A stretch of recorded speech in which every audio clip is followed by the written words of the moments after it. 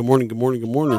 good morning. Boom, boom, boom, boom.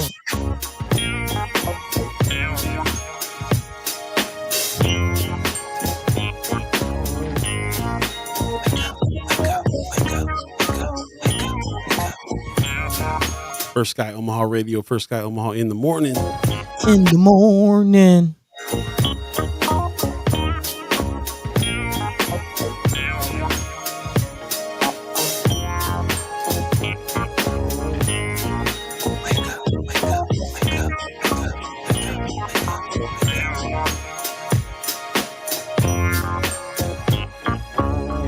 Move your body, move your body, move your body. Don't hurt nobody. Feeling good this morning. A little bit. Move your body. Man. All over the place this morning.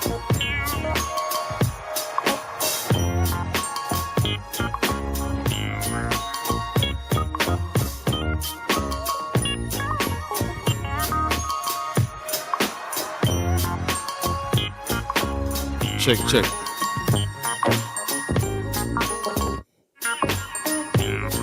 Test 1 2. This thing on.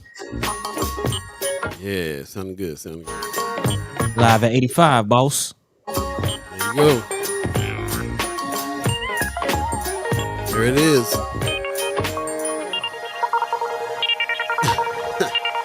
Good morning. You're listening to First Sky Omaha Radio, First Sky Omaha in the morning. Paul B, Buddi3 Da Gawd. Hey. All of you chat chimers, ghost listeners, radio listeners, thanks for joining us on this Wednesday, October 18th, 2023. Day. Fresh edition of First Sky Omaha in the morning. That's what's happening. Yeah, man. How you doing, man? Slightly tired, boss. You might not be able to tell, but yeah, man. Had a busy day yesterday finishing up on my truck, as I've been talking about. Been, hoopty crew, but I think I finally got the last thing. Man, me and the mechanic was like, I don't know, man. It gotta be this, because I don't know anything else. And hopefully it was that. So Wow. yeah, was kind of busy on that yesterday and doing some other things. But ended up staying up into the wee hours of the morning. Not gonna lie, man. I ain't go to sleep till like 1:30, 2 o'clock. Was working on plans and 2024 for us. Yeah. But I'm here. Good. Glad to hear that. Looks like we got some other folks here as well this morning, jumping in early. Appreciate that very much. Kimra Snipes is up early this morning. Good morning to you. She says, I'm really enjoying that mix in the morning. Okay. Appreciate you. Got a new person in the 6:30 club over there. Yeah. You missed it last time. You missed what I was trying to say, man. Oh, I did? Yeah, because I was like, is it the 6:30 club or is it club 6:30? And you was like, nah, is it? Okay, yeah, I got you now. yeah. It's club 6:30. Get down. I feel you. Yeah, appreciate you joining that, and I'm glad that the mix is good to you. Yeah. Try to. I'm feeling 50 years of hip hop right now, so I'm still trying to really kind of bring out some of the gems from the golden era of hip hop. Man, and, still going strong. Yeah, and good stuff. You know what I mean? Yeah. Pops in the chat says, "Good morning, First Guy. Good morning, Pops. How you doing?" Top of the morning to you. Yep. Kimmer Snipe says, "Still disappointed about the black elected officials meeting that happened in 2020, but grateful to hear it here.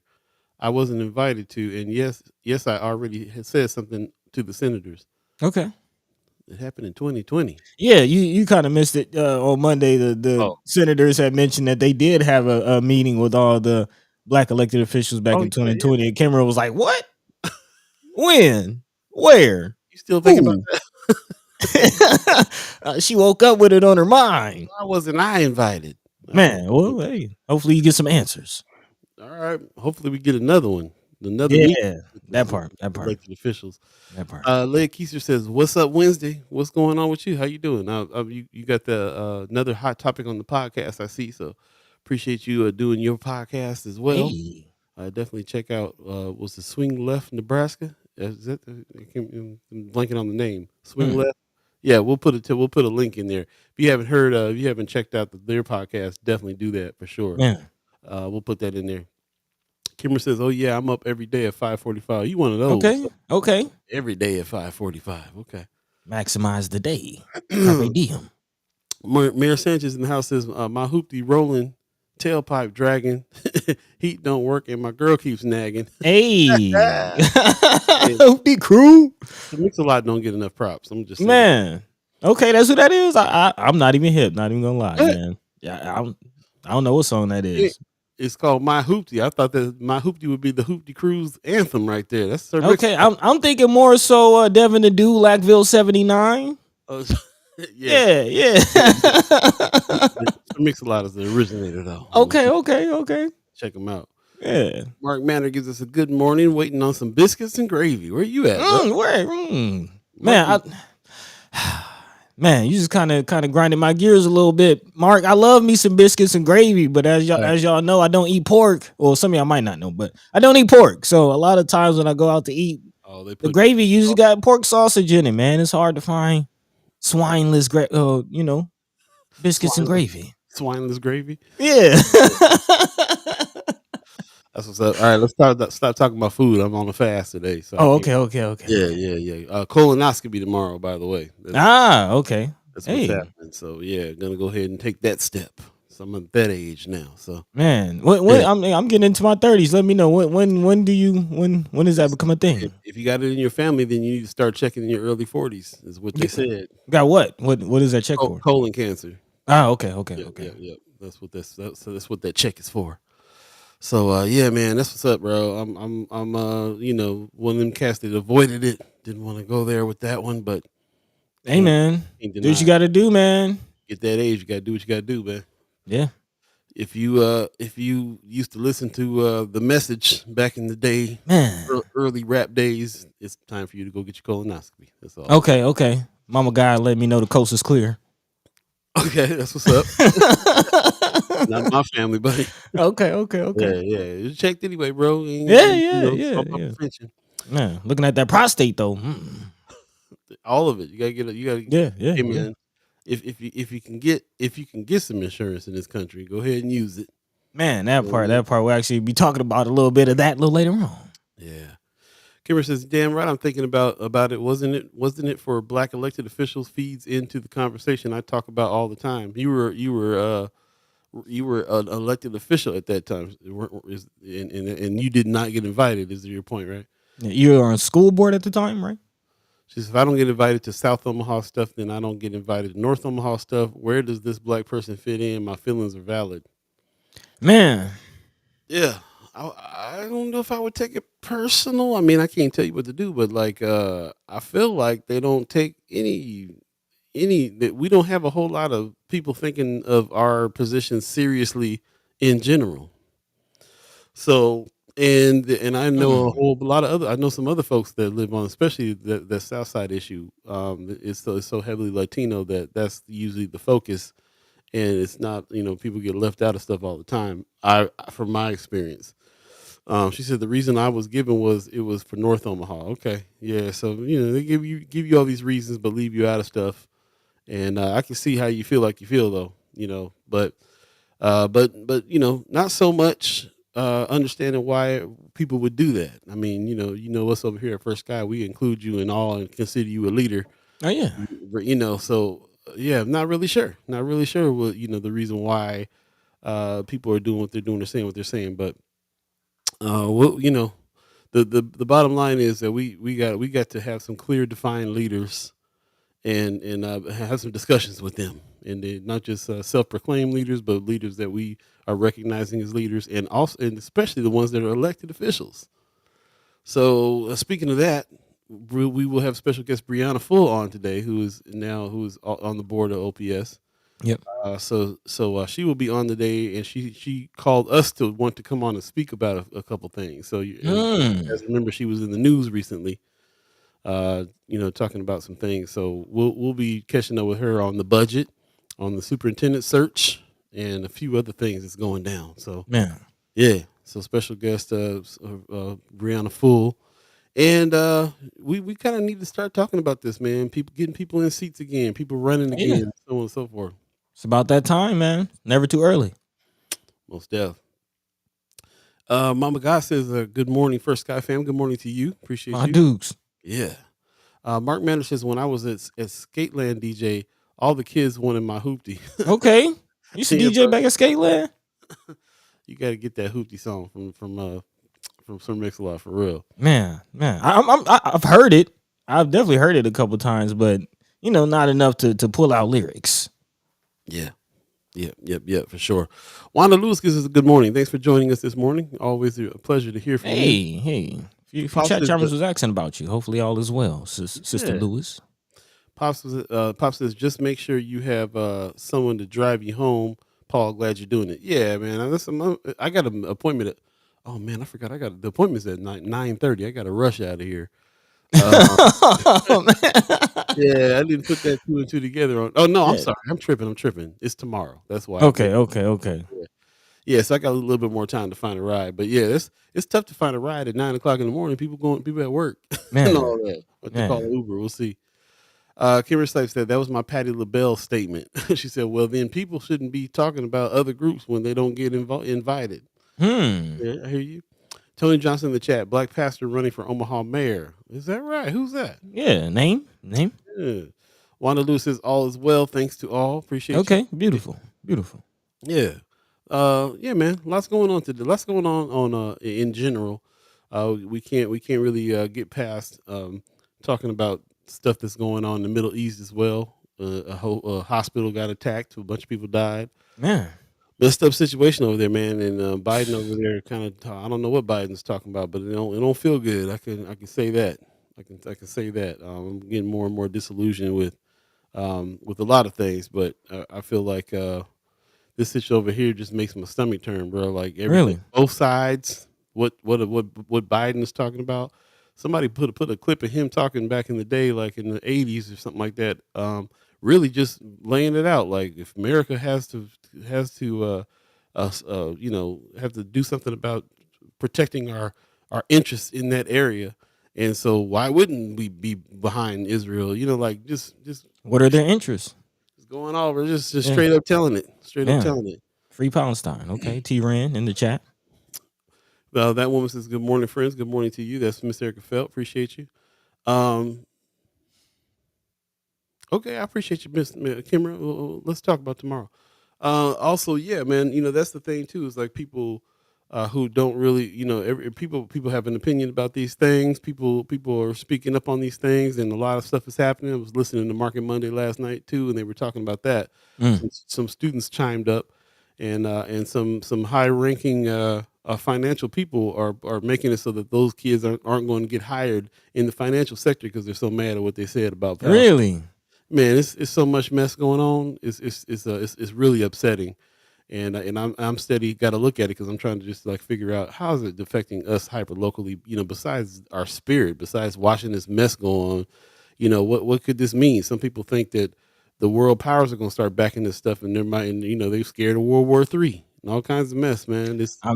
I'm hearing elements of that, and I mentioned it on the show again. There's a lot of people definitely kind of concerned with how the timing of everything going on, not just in Palestine and Israel, but also Russia and Ukraine. China. And the wave of like mass immigration into the United States. Some people are very concerned about that. I would kind of mention it here. So yeah, definitely some things to look out for. Definitely a good question. How will that impact us here? I've also seen reports of just kind of Islamophobic hate crimes happening. In America too. Yeah, in America. Right. Sure. But there ain't none of that happening here. What's happening here right now is First Sky Omaha Fresh Edition. We'll get into it. Let us know if you want to talk about these subjects as well. Yeah, man. Because they really do affect us. This is a global community, and that's all there is to it. Everything's going to touch you some kind of way. Stay tuned. We'll be here.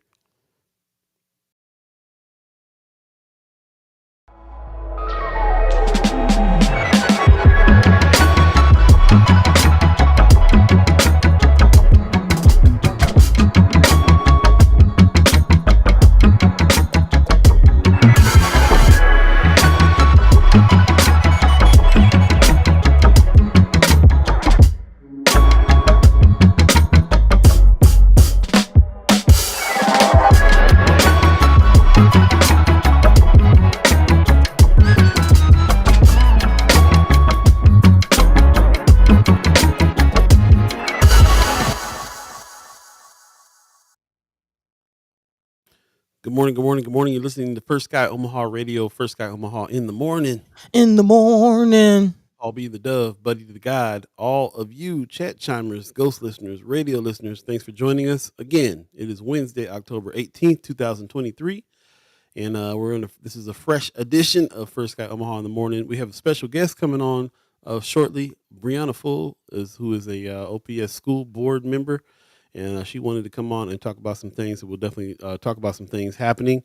There is some news on education that we'll get into, and a whole bunch of other stuff. So we appreciate everybody that joined us this morning for the early morning hellos.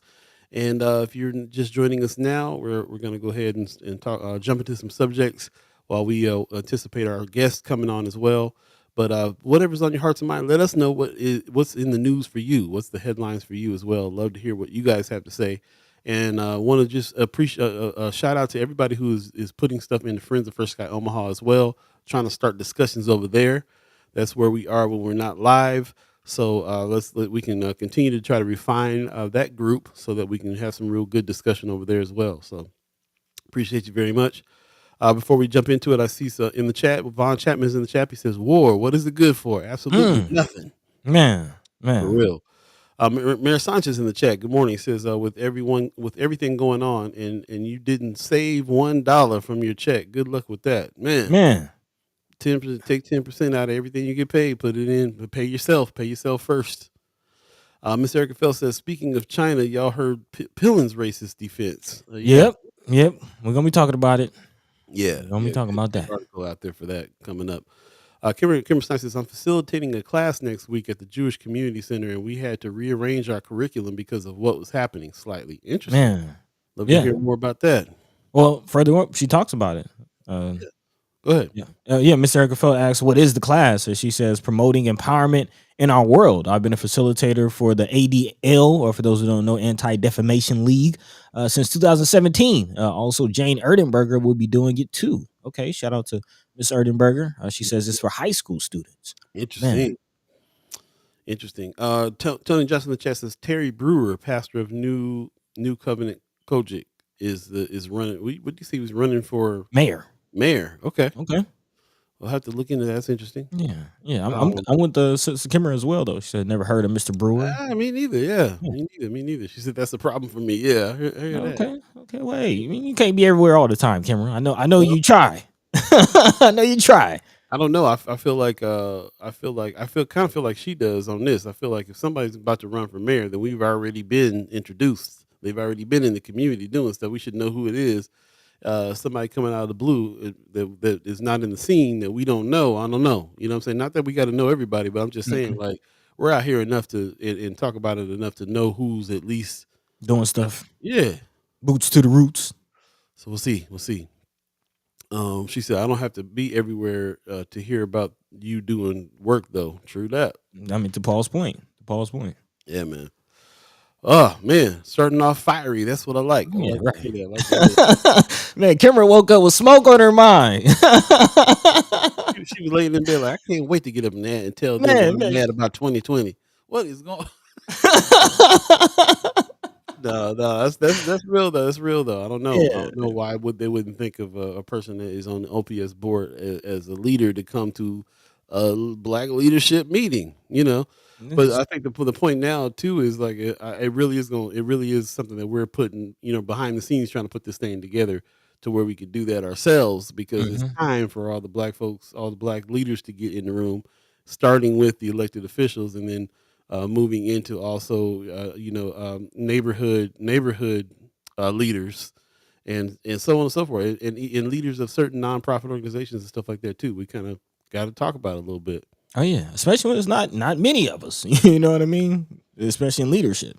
There you go. Mayor Sanchez says funnel money from church to the campaign. They can't do that. That's illegal. Hope they ain't doing that. We'll see. And Miss Erica Fell says, I told y'all I'm tired, and it's deeper than not being involved in a meeting. Yeah, of course. Kimber said that. Yeah, that's what I said. You said Miss Erica Fell. Oh, did I? My bad. Yeah, Kimber. Kimber Snipe said that. Sorry about that. Yeah. But yeah, we understand. We just kind of, joking with you. But no, we get it. We see. Yeah. It's no joke. It's a tough road for you having to be a part of the neighborhoods that you live in because of being on certain sides of town. And we've been seeing what's up for sure. Kimmer also says every pastor out there ain't faulty, and most of these churches ain't making a whole lot of money. Very true. True. True. Sue Kessler Hagen in the chat. First time listener. Thanks, Miss Erica Felt, for the recommendation. Okay. Welcome, Okay. Welcome. Welcome to the community. Welcome to the family. Good morning to you. Good morning to you. Just letting you know, we use the chat as if we're talking to each other face to face. So the conversation kind of continues on the chat as well. As you can tell, I read out the chat for people that aren't able to stop and read it because all of you are part of the conversation. So we appreciate you coming and look forward to your comments. Yeah. Also, just want to let everybody remind everybody, please share the show. If you're on Facebook, share the show. You know the way to share it on YouTube as well. But we are live on Facebook and YouTube right now. And if you miss any parts of the show, you can go back and check them out on Facebook or YouTube in their entirety. And do us a favor, check out the chat when you do. Very good comments. And like I say, we treat the chat chimers as our co-hosts here. So yeah, definitely check that out. Yeah. Moving along here, T. Ren says they can't be in the community too thick if their name is in no way familiar. That is definitely an issue. Then again, it seems that the same way Stothard got in, she ain't even from around here.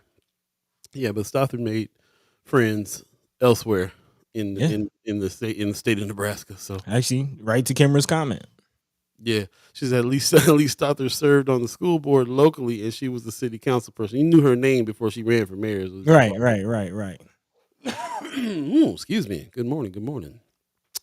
Moving right along, man. It's already we're already at 7:23. If you believe in the concept of time, Yeah, man. which we don't, which was the reason why it gets away from us sometimes. But tell us what else we're gonna be talking about today, buddy, if you don't mind. Yeah. Well, of course, as Paul already mentioned, we will be having Brief Full, part of the OPS school board, on today. And I do have a few OPS topics. Of course, education, a heavy topic here on the show. Always talking about and keeping an eye on what's going on with OPS. And we will be revisiting this whole superintendent search. It looks like there was an update. The board finalized the job profile again after several weeks of public input, finally nailing down what it is that they're looking for out of their next superintendent. And now the application window recently opened. So we'll kind of talk about where that situation is now. OPS are also releasing data on graduation kind of projections, if you will. According to this KETV News 7 article, OPS data shows that less than half of current high school freshmen are on track to graduate. Again, less than half. Not a good look. So we'll definitely, again, hopefully get some more insight from Brief Fool on what's going on with that situation. Then also, we're always here to support what's going on with the freedom of voice, as we all always say here on the show. Let your mind be free, let your voice be heard, and we're always supporting those to be able to do that, which is definitely why we're looking at the situation going on in Lincoln. Apparently, a federal judge has laid down his decision on the First Amendment lawsuit between the Grand Island High School or students in the Grand Island High School who apparently shuttered their student newspaper because the staff covered LGBTQ plus topics. So we'll definitely talk about that situation. Also, some people have mentioned it here in the chat. Actually, Von Chapman, I see you right there, right on time, brother. Talking about Pillen's racist ideology and comments against Yangshi Shu, who was the journalist behind the whole nitrate article. If you don't remember, again, it has been reported that Pillen's pig empire, if you will, a few of his pig farms and factories violate state regulations when it comes to agriculture and again the regulations that govern those activities. So yeah, we'll definitely be looking at that situation and more. As always, also, if there's nothing that we're talking about that you feel like we should be talking about, if there's anything that you would like to talk about, anything happening in your world, feel free to drop that into the chat. Again, let your mind be free, let your voice be heard, and we'll try to address that. Yep. So yeah, there we go. Right on. Before we get into it, just want to remind everybody that we got one more class in the Content Creators Camp coming up Saturday. This is the last class. It'll be at Culture House at 10 o'clock, and Keith Zykel will be your instructor. We're also going to hang for about an hour afterwards, just doing a little mini kickback. So we encourage everybody who's been a part of this class and anybody else who wants to come from First Sky Omaha, Chad Chimers family, to come on through, check out the class, and hang out for an hour with us afterwards. celebrating the final class at Content Creators Camp 2023. So we'll put this flyer up in Friends of First Sky Omaha with a registration link that you can check out. And if you check it out or not, if you don't hit that link, that's fine too. Come on through. Like I said, last class we're going to be doing a little bit of a kickback, and that's going to happen at the Culture House, 3014 North 24th Street. If you don't know where the Culture House is yet, what's wrong with you? Man, what's You wrong have to with know where you? the Culture House is. 3014 North 24th Street in Omaha. And again, 10 o'clock, last class, Saturday, October 21st, this coming up.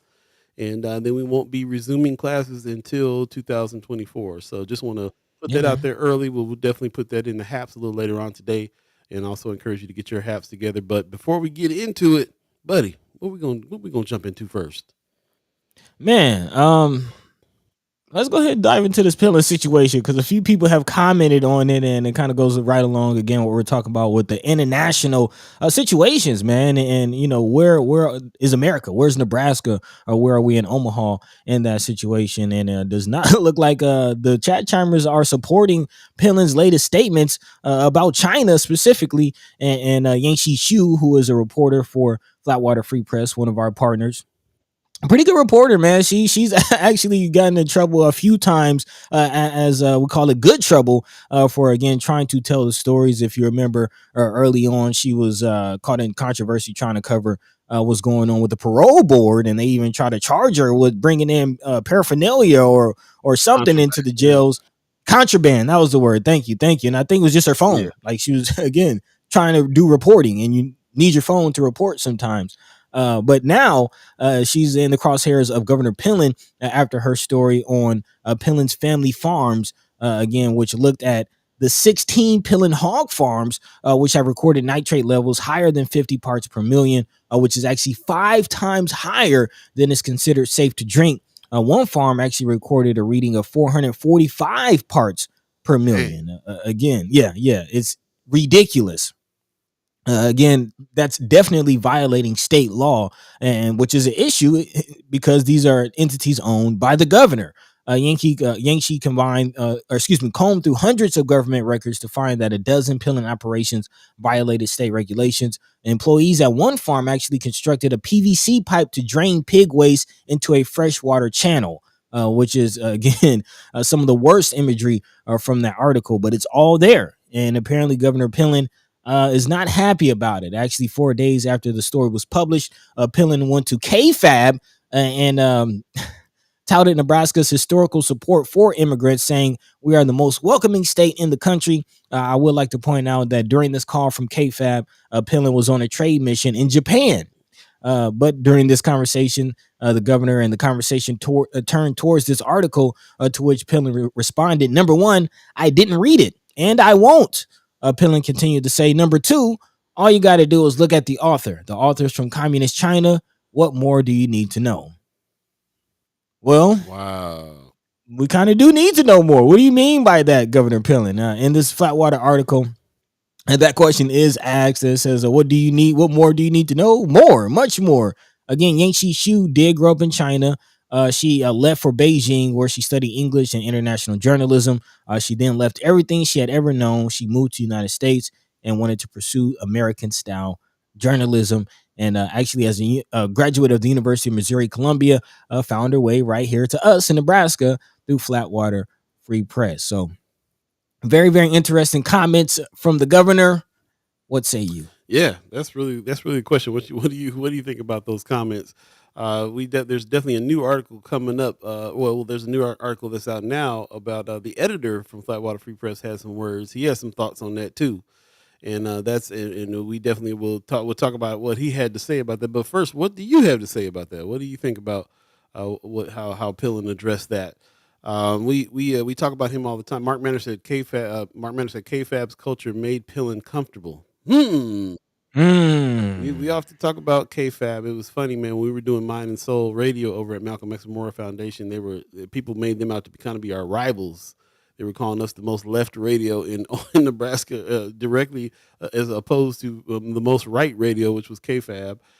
So this is really interesting. KFAB comes up like this all the time. They are a news source. They do a lot of talk on there, but they're very, very right leaning, and like Mark Manner said, the culture made him feel comfortable.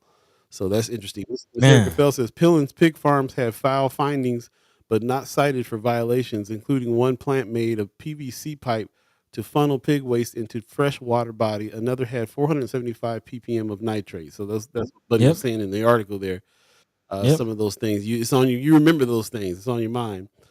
The Man. fact that he is who he is means that he can sway what happens with those kinds of regulations. At least that's what people are worried about on those things. So, Christy Nora in the house. Good morning. She says this is one of the reasons Nebraska has such a high rate of pediatric cancer. We talked Yep. about that too. Those nitrates in the water give brain cancer to babies, and we have some of the highest rates of that. Especially if you again put it in the fresh water supply, like that's going to end up in drinking water. Most You're yeah. Yeah. So, yeah, tough one, man. So yeah, let us know what you think of that. Maybe we can kind of dive in a little bit about what Matt Wynn had to say about it, and just his thoughts on that too. He's one thing about Flatwater, man. They defend their reporters. Oh yeah. So, Oh yeah. and they have an organization there that will help defend them even legally in all kinds of ways. So, they back their reporters, and backing their reporters is not just backing what they say, but backing them when they are getting hit with lawsuits and all kinds of other stuff too. So, Man. And it's always funny, man. When somebody gets caught, you know it's a telltale sign when they try to discredit the person. Like even a broken clock is right at least one time a day. You know what I'm saying? Like it doesn't matter who she is or where she's from. What did she say and how valid is it? Like we're not falling for the you know what I mean? The banana in the tailpipe. Stop playing, Pillin. You illin, Pillin. You illin.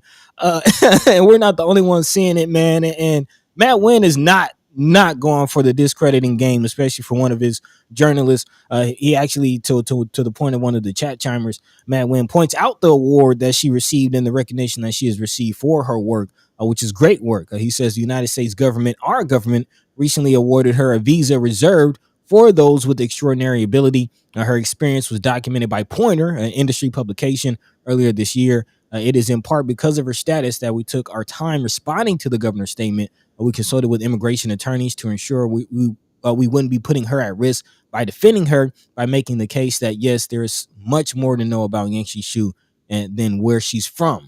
But we also took our time because, frankly, this is uncomfortable. These are the words of Matt Wynn, who is the executive director of Flatwater Free Press. He went on to say, good journalists like Yang Shi want to write stories. They don't want to be the story. We in the media are used to criticism. We do it ourselves, questioning our own reporting, our biases, our facts, our sources. Had Governor Pillen spoken to the facts Yang Shi found, I wouldn't be writing this now. Elected officials deserve the chance to respond to findings.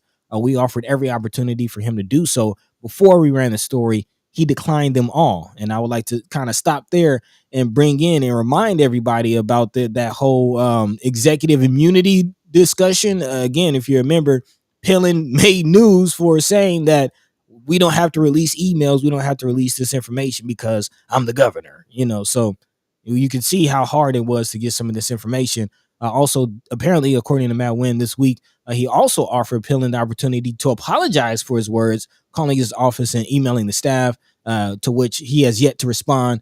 Matt goes on to say, I hope he still will. I hope that he takes the time to reflect on his response and understand why it may make thousands of Nebraskans feel less welcome here. And again, it's not for everybody. wow.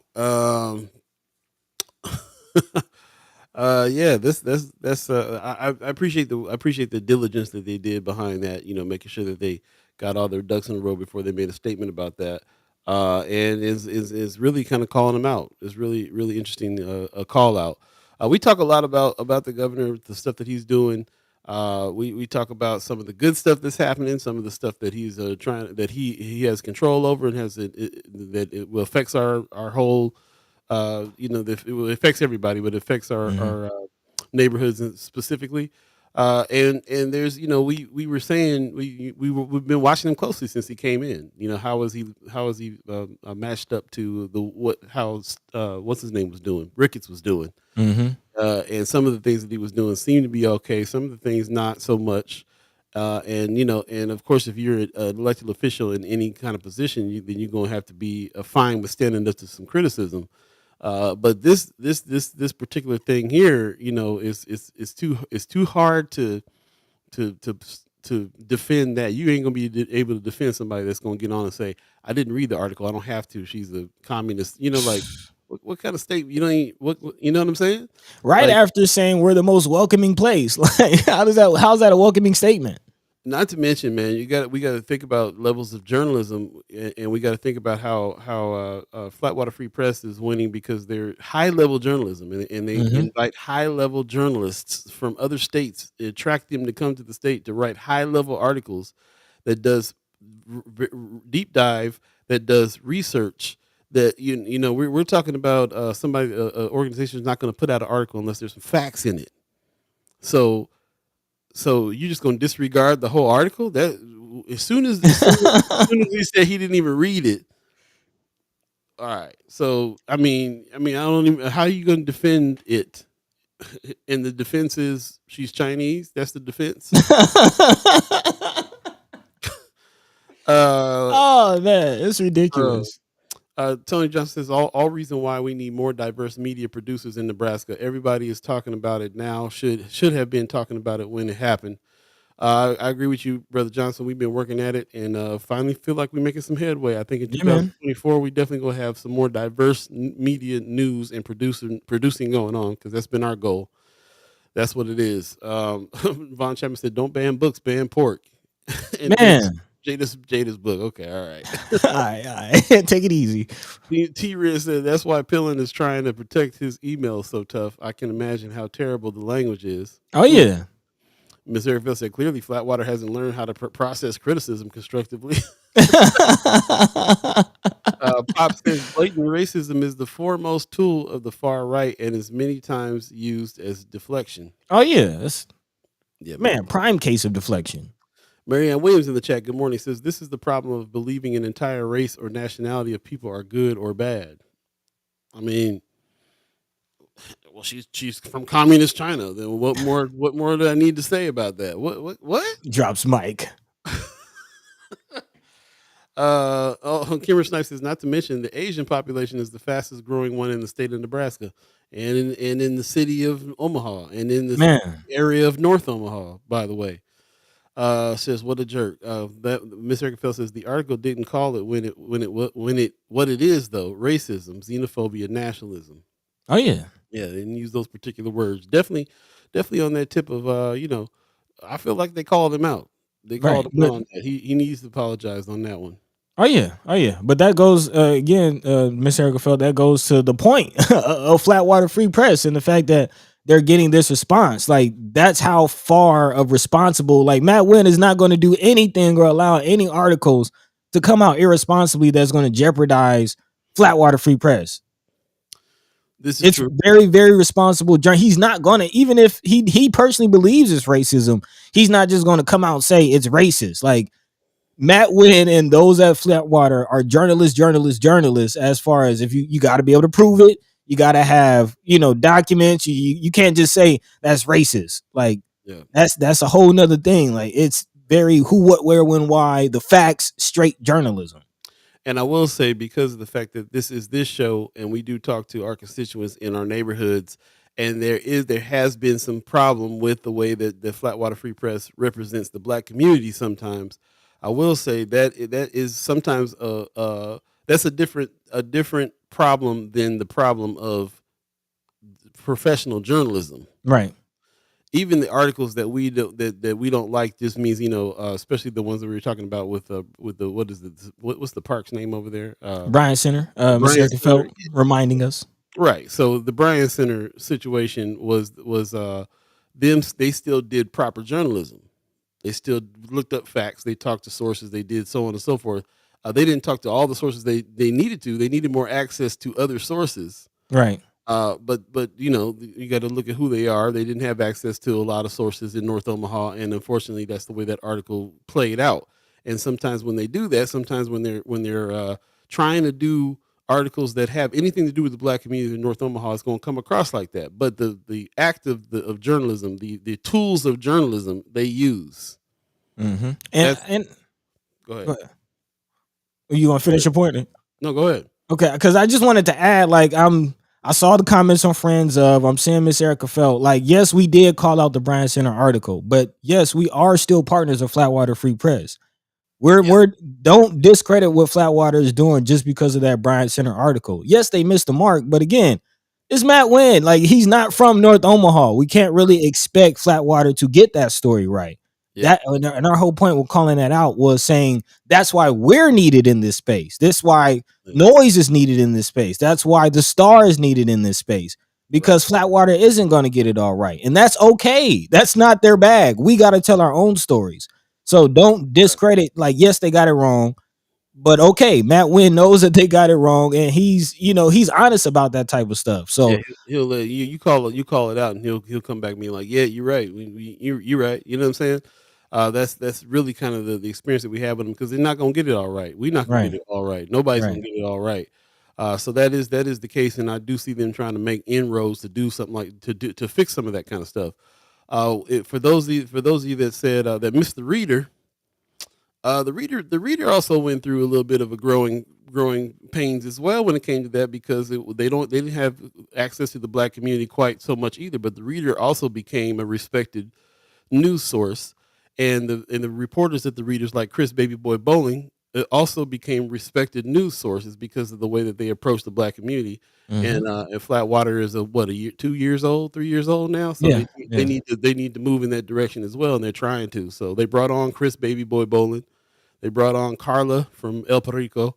And we're in constant talks of working with them as well to try to straighten some of that stuff out too. But really, like it's as long as somebody's putting some effort out there, and as long as somebody ain't trying to defend when they mess up, then I can work with you, and that's where we're at with that. So when we say partners, we talk about we don't have an official partnership with them as of yet, but we do consider them a news source that has the potential to be able to do some good if they and they're very open to some direction on that, especially when it comes to the black community, and that's hmm all we can really ask for.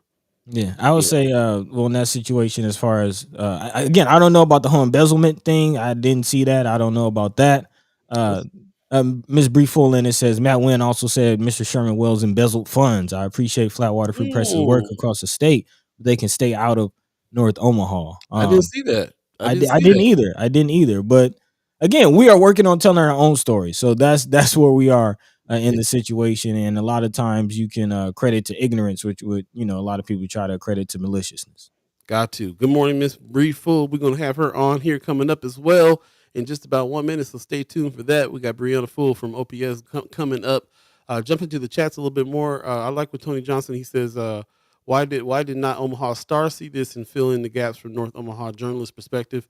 Omaha Star needs more journalists, which is the reason why we do stuff like content creators camp and so on and so forth as well. Hmm. So that's one of the problems too, is that nobody's hiring black journalists, especially black journalists that have access to the black and brown communities of North and South Omaha. But that's also because there's not any. We have to definitely train an army of journalists for them to be able to pick from.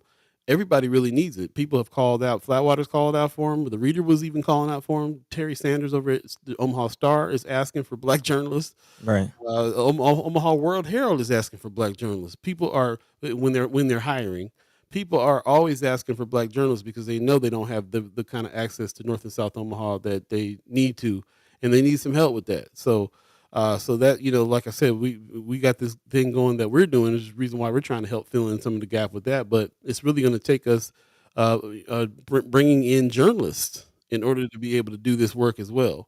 Yep. I definitely have to go look and see that situation. I didn't realize that was happening. I've never talked to Sherman Wells about that piece. He never told us that that's what happened over there. So we'll have to look into it. Yeah, I've seen mention about it on Friends of, but again, I didn't see that part in the article when we covered it.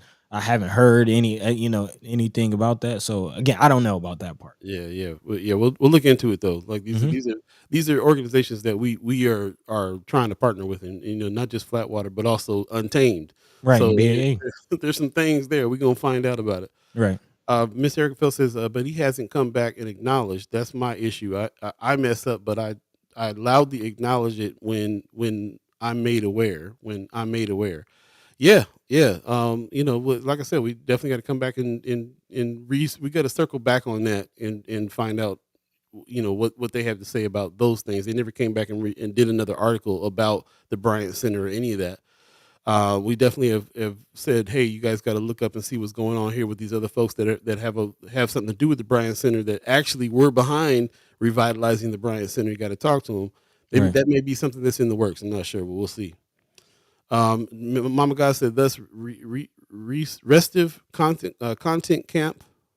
Please attend the next. Oh, she's talking about please attend the next series so we can learn more about how to tell our story. That's the goal. We got to learn how to tell Right. our stories for sure. Right. T. Ren says Republican backers have very short memories. Pillin made his racism clear in the door.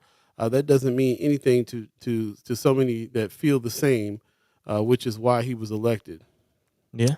I mean, Sure. again, Pillin was behind the whole CRT situation at UNL. He was a regent at UNL. CRT, they try to push some CRT initiatives, and Pillin was like, Wow, slow down. wow, wow. Okay. Also, moving on here. Tony Johnson says at least the look into something North Omaha related. North Omaha owned media avoids these topics. Which media? Which media and what topics are being avoided? Let us know because we consider ourselves North Omaha. We consider ourselves Black media. And we talked Sean, about it.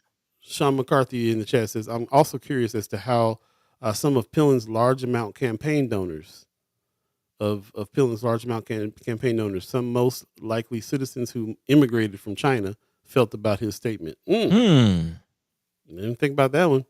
Von Chapman says, is the growing Asian population in Nebraska conservative recruiting effort to gain more Republican political voters? Nebraska is not for everyone except for Republican-leaning people. It feels like. Tony Johnson says, each local television station has one or more Black journalists.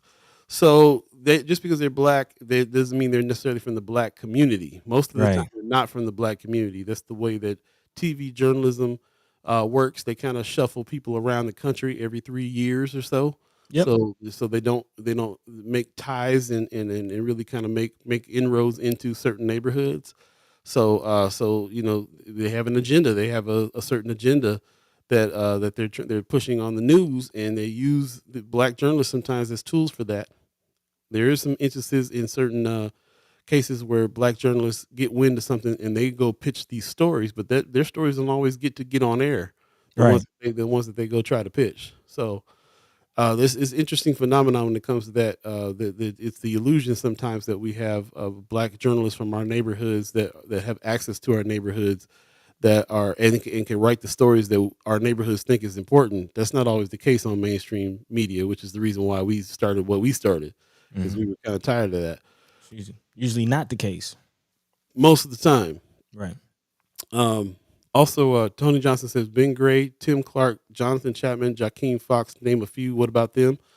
Yeah, we work with them. We actually, I don't know about Ben Gray, but we work with. We've been working with Jakeem Fox. We've been trying to figure out how we can combine forces in order to be able. He's a reporter too, and we're trying to meet up with him, the Star. We're trying to figure out how to push these things out. But again, we don't have a lot of reporters that we can a pool of reporters that we can rely on to come, and entities as well. We got to have outlets for these reporters to do things on. Over at the Omaha Star, Miss Terry Sanders said that if she she wants to hire Black reporters, and she will do news at the Omaha Star, but the Omaha Star is going to really be concentrating on positive news Yep. as opposed to doing some of the hard news that is also needed in our community as well. So there, but that niche is needed as well. So and same thing with Jakeem. Like Jakeem is doing news. He's doing a lot of kind of editorial news as well, though. Journalism is activism and so on, which is also a lane for that. Right. So there's several different kinds of lanes. And then I have been hearing rumblings of some stuff that Ben Gray might be getting into as well. But yes, these are people that Jonathan Chapman is from. I believe he's from our neighborhoods as well. Mm-hmm. And then Tim Clark has a show on WOWT. He is not really a journalist, so he's not really doing news, but he is doing a part of the news in the way that he is bringing on and highlighting people in our communities on his show and other things. So yeah, we need to have. I mean, think about the how many people are out there working for the Omaha World Herald by itself. They lay off a bunch of people. There's still 100 people working over there trying to put the news out. So Hmm. that's why we're never about competition over here as well. We have to be about collaboration. We need 50 more entities that can generate news that from our neighborhoods, and that's just what it is. I want to give some time to the chat here because the chat's kind of really going off, Yeah. but I'm gonna have to jump out because we do have a special guest waiting in the wings, and we want to be respectful of her time. Ladies and gentlemen, Brianna Full is in the house. Good morning. Good morning. How are you? Good morning. I'm good. Can you hear me okay? Can Yep. hear you Yep. Yep. fine. Sounding good. Okay. Looking good. How's it I going? was having some technical issues, so I'm glad everything's good now. And sorry for dropping that bomb about Matt Wynn, but I personally had a meeting with him where he said that Sherman Wells embezzled funds from the Bryant Center. And What? so, yeah. And then I Okay. told Sherman Wells, I told Joaquin Fox, and then Joaquin wrote the article about it and everything. Oh, okay. So I really don't mess with that man, but Mm, I appreciate the work that the Flatwater Free Press does, all over this state, and the article that they wrote about the pill and hog farms was commendable and should be awarded. But yeah. yeah, saying that kind of stuff to me personally, like for you to feel comfortable enough to say something like that to me is actually crazy, and you should know Mm, better that I'm going to let the North Omaha community know that you're going around and speaking these things on Mr. Wells' name. And I really respect Mr. Wells, so that was just completely unacceptable in my eyes. But sorry for dropping that bomb and then leaving. no, But no, that's appreciate you. just the truth. Yeah, no, I appreciate you, bro. I appreciate you bringing it up. Like I said, I hadn't heard that Hmm. from our dealings and what we know of Matt Wynn. He's the kind of dude that is a news cat, so he's not going to say too much that he doesn't feel like he has proof of the things he's saying. Right. And Not so I not asked not that he him, can't be wrong, but Hmm. yeah, yeah. I asked him for proof and he couldn't give me any. That was the other thing too, where I was like, why are you saying these things and then not offering any proof? It was just a weird experience. All right. Well, it's definitely something now that we've heard that we're gonna have to ask. We're gonna have to bring them on and ask ourselves. So we'll get to the bottom of that one because that's not collaboration between the groups that we're trying to work with, and we, Right. we know Right. what Right. we're It's about. counteractive. Counteractive, Yeah. absolutely.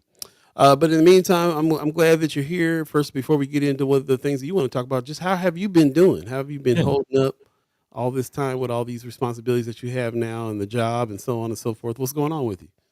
Yeah, I've been good. I think I'm in a comfortable place, like on the school board where I feel more comfortable speaking up and I know what's going on and I know what questions to ask and everything. So that feels better. I feel more empowered to work for the community in that way.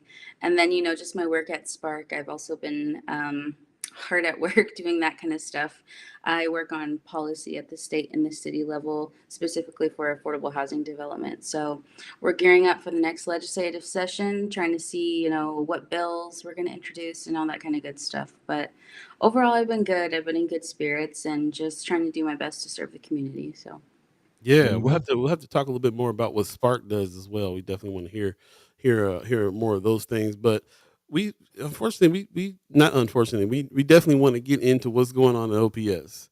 And we're very excited that you're here and happy that you come and you're able to share things and you want to come and share. You called us like, hey, we got some things to talk about here when it comes to the budget, Yeah. when it comes to superintendent search and so on and so forth. I really appreciate the update on those things, as you know, because you watch the show. A lot of people are wondering about what's going on here and where we're at with that.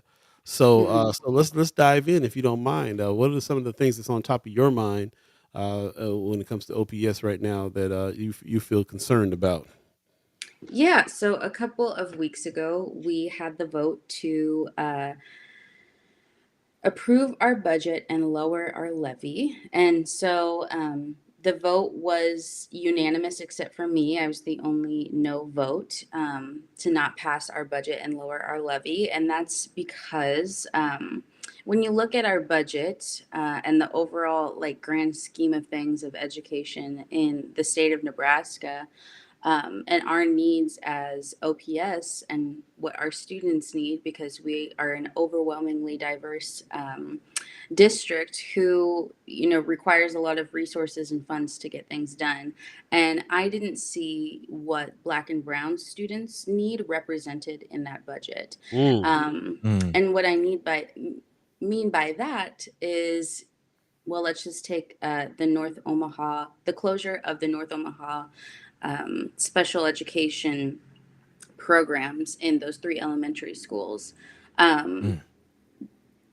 why is there no, plans to pay our special education teachers significantly more money in order to go into North Omaha and deliver the services that need to be, present in our community? Why aren't we paying our security guards more? Why aren't we paying, there's all these people that need to be paid significantly more money in order to make our district function properly, because the truth is the district struggles with trying to recruit new people to work for our district and to retain the teachers and the staff members that already exist here. And Mm. so we have to really think big. We have to recognize the realities of what these staff members are going through. When you go to school for 4 years, you get into debt to become a teacher, and then you make 45K like out of the bat is so ridiculous to me. And it's just completely negating the fact that you're not going to be able to buy a house. You could probably barely afford to have a 2-bedroom apartment to live in. Not to mention, I don't know how you're going to support your family and your spouse and your kids, and everything else, all the other responsibilities that these people have to live a normal life. And so I really had issue with the fact that we weren't paying our staff and teachers enough money, and that wasn't reflected in the budget. And that's exactly what North Omaha needs, and that's what they didn't get. So I decided to vote no, and I also decided to vote no to lowering the levy, because that means that less resources are going to come to the school district, when in reality we could have been getting $2 million more Mm. to the district. And I have plenty of places where I could have found $2 million to go to, such as the fact that we don't provide transportation to any of our alternative school programs. So Mm. Blackburn, our independent studies program, nothing. Wow. Those students don't get transportation to school unless it's in their IEP, which is their individualized education plan. Um, and so there are just a lot of things about money and resources that we really need to be mindful of in the North Omaha community, because in my mind, money directly correlates to the priorities of an institution. And so if the money isn't going towards North Omaha, well, that means that we don't have our priorities straight. So I just had to make that known. Mm. So what? I'm just curious. What were some of the largest line items on the budget? What did OPS identify as priorities? What did they invest in? Well, our largest line item is our staff members, but in reality, I think last year we were at that was 78% of our budget, and this year it's 76%. So it did lower about 2%, which Okay. I don't know what that exact number is, but when you're looking at a 1.2 billion-dollar budget, 2% of that is pretty significant. Hmm. Um, so staffing is our number one, and then just instructional materials and um, a lot of the programs that we pay for like the kids' iPads and supplemental educational programs, that kind of stuff. Um, so those are our biggest line budget items, which I don't necessarily disagree with. It's just that um, the resources are not going to the right parts of the city and to the Hmm. schools. Hmm. Yeah, I was thinking, we've been talking about these subjects here on the show here for a while. If people that have been chat chimers, the people that have been ghost listeners, people that have been following this, here when the senators come on and say, they were trying to get money to the school, and basically OPS was saying we don't need it, we have enough money, and I'm assuming that's what the whole thing about the levy is about as well. Like there's been opportunities out there for them to get more money, they just don't have it in the mindset to pay people more than what they have to pay them, what they're saying, 45,000. Like T. Ren said, 45,000, absolutely ridiculous for the kind of work that teachers do. So, has it in the conversation even? Do they even have conversations about teachers needing more money when in these meetings? Well, they do now that I'm there. So they weren't But a even lot of they these were saying that's enough conversations, before, huh? no, but these a lot of these conversations, especially about negotiating like staff salaries, are behind the scenes, and so Mm. we can't make it like public what we talk about even, and so that's really frustrating. But I will say that I just brought up. I said, okay, on a real level, what makes you think that even I think we're going to go up to 50K by 2026. What makes you think even 50K is appropriate for those teachers, you know? Um, because like Especially by okay, I'm going to be 2026. yeah, I'm going to be completely transparent. I'm 27 years old. I make 52K a year. It's not like I'm able to save. It's not like I'm able to buy a house. It's I thank God I don't have any kids. Like Right. I it's because these I feel like the other board members, the administration, our legal counsel are so far removed from what the realities of everyday people are. It's like they can't even comprehend it. And it just drives me, it's so frustrating. But that's what's going on behind the scenes. It's just I feel we're not accepting the realities of people's everyday lives and what they really need to be paid in order to just live a comfortable life. Yeah, it's always an interesting thing to me. It doesn't take much stretching of the brain to figure out what is going to be a living wage and what's not. As a business owner, I put together budgets and things all the time, and I'm of course my first thought is what is it what we have? What can we afford? Well, hope maybe we can get somebody in for 35,000, or maybe we can blah blah blah. We have these thoughts, but then the very next thought is, why would anybody stay? And why would any? How is that? How are we providing somebody a living wage to stay in and work with us if we don't Hmm. provide? We don't figure out that number, and it's really not. It's really not hard to look up and see what rent is, to think about your own situation, like you said, like you just did, about how much food is costing right now. What happens if you have a car note? What happens if you got kids? What happens if you don't happen to be married and having another source of income in the house? It doesn't take much to stretch the brain out to figure out. You better start talking 60, 65 to start in order to even get on the level, on the playing field of being able to pay market rate for stuff like apartments and stuff Man. like that. And on Definitely. top of that, I mean, it's almost a cliche that around the whole country that teachers are underpaid. It's there's news story after news story about them standing in Walmart buying supplies for their kids and stuff out of their own money and so on and so forth. It's so ridiculous to me that people would ignore something that is almost a cliche in our country now, that teachers don't get paid enough. Hmm. Why do people think you're supposed to be sending your kids to but what essentially is a daycare all day long and then not get paid enough money to deal with the kids? You're supposed to be teaching, not just watching. It's Right. ridiculous.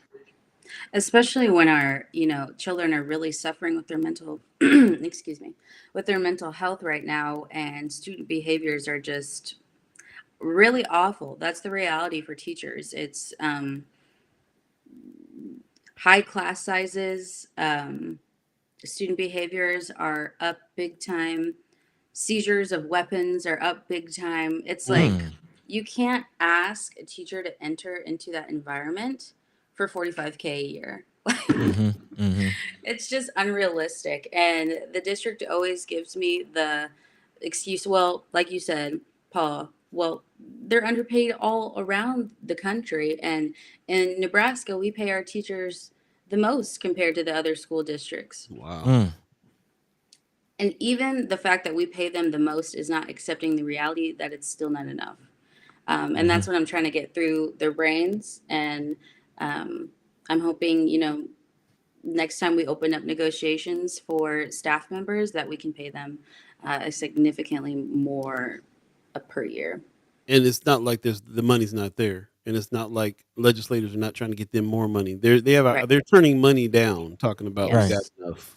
Right. Right. That's what's killing me about it. Yeah, If I did want to kind of hammer that point down as far as the numbers do lie. Again, because as we've been talking about this, the OPS budget is public. Like you can go to the website and see the budget. I looked at it and I did see that 78% of the budget was going, or how a large amount of the budget was going to staff, and that kind of made me fall back. Like, well, am I missing something? But I understand what you're saying. Like that number can lie because yes, there's a substantial amount of the budget, but like you said, the levy went down, so the budget to begin with is lower, and then you had a decline on it from a 2% decline on it, so it's even more money coming away out of teachers and or not administrative, but teachers' pockets. So it's very interesting as far as the numbers do lie. But I did want to take a pivot. You kind of mentioned as far as what teachers are dealing with in class, classes, and it's a lot to even have just financial, bills hanging over your head, to just do average work, but then to go in and deal with some of the behavior issues.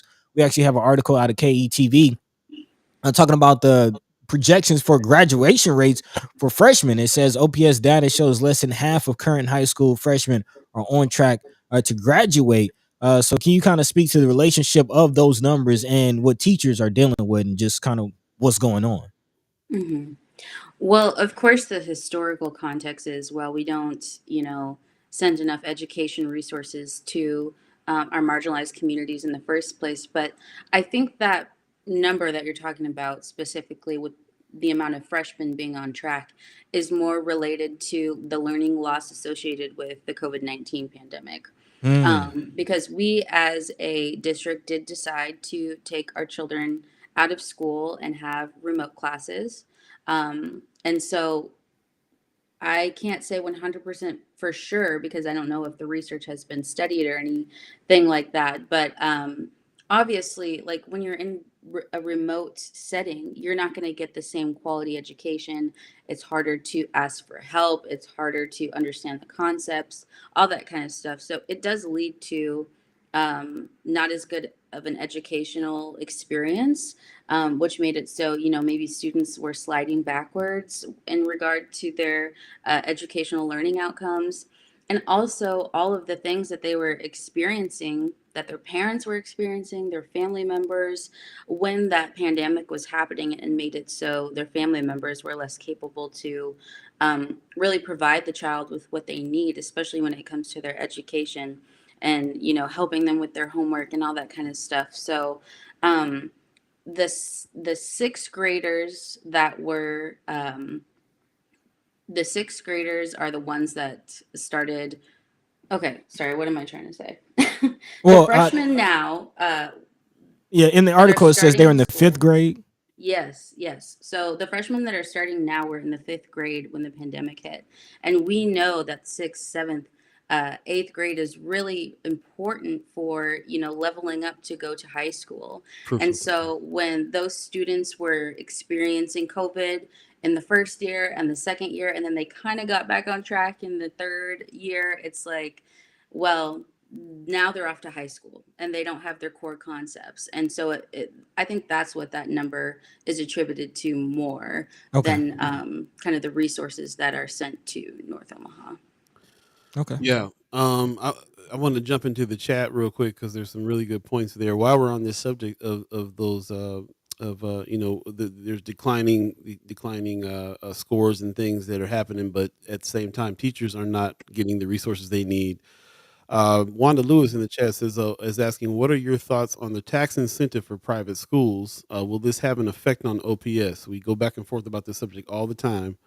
What will the tax incentive for private school have an effect on OPS? First of all, monetarily, we probably can guess how it would affect OPS schools as far as some white flight and so on and so forth. But Mm-hmm. monetarily, first of all, Well, when you think about a tax credit, that means that taxes that a person would have paid that would have went into our general fund is now going to a private school.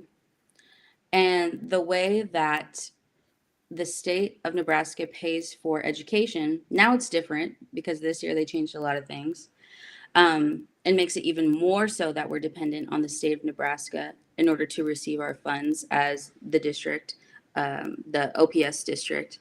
Um, that's taking money away from OPS almost directly, especially now that the way that we finance education is so much more dependent on the state. Because the state this year decided to pick up more responsibility for sending money to our school districts in order to lower property taxes Mhm. for individuals, because that's probably one of the number one issues that a lot of senators are even running because is to lower our property taxes. And Mm. so they decided to do that. They decided to have the state pick up more financial responsibility. Um, and so having taxes go to a private school rather than back into our general fund, where now we pull money from in order to fund our public schools, in my eyes, is directly taking money away from public schools. Mm. Okay. I appreciate your answer on that. Yeah, is you obviously have thought about this before. It's well thought out, Mhm. and I appreciate you sharing that with us.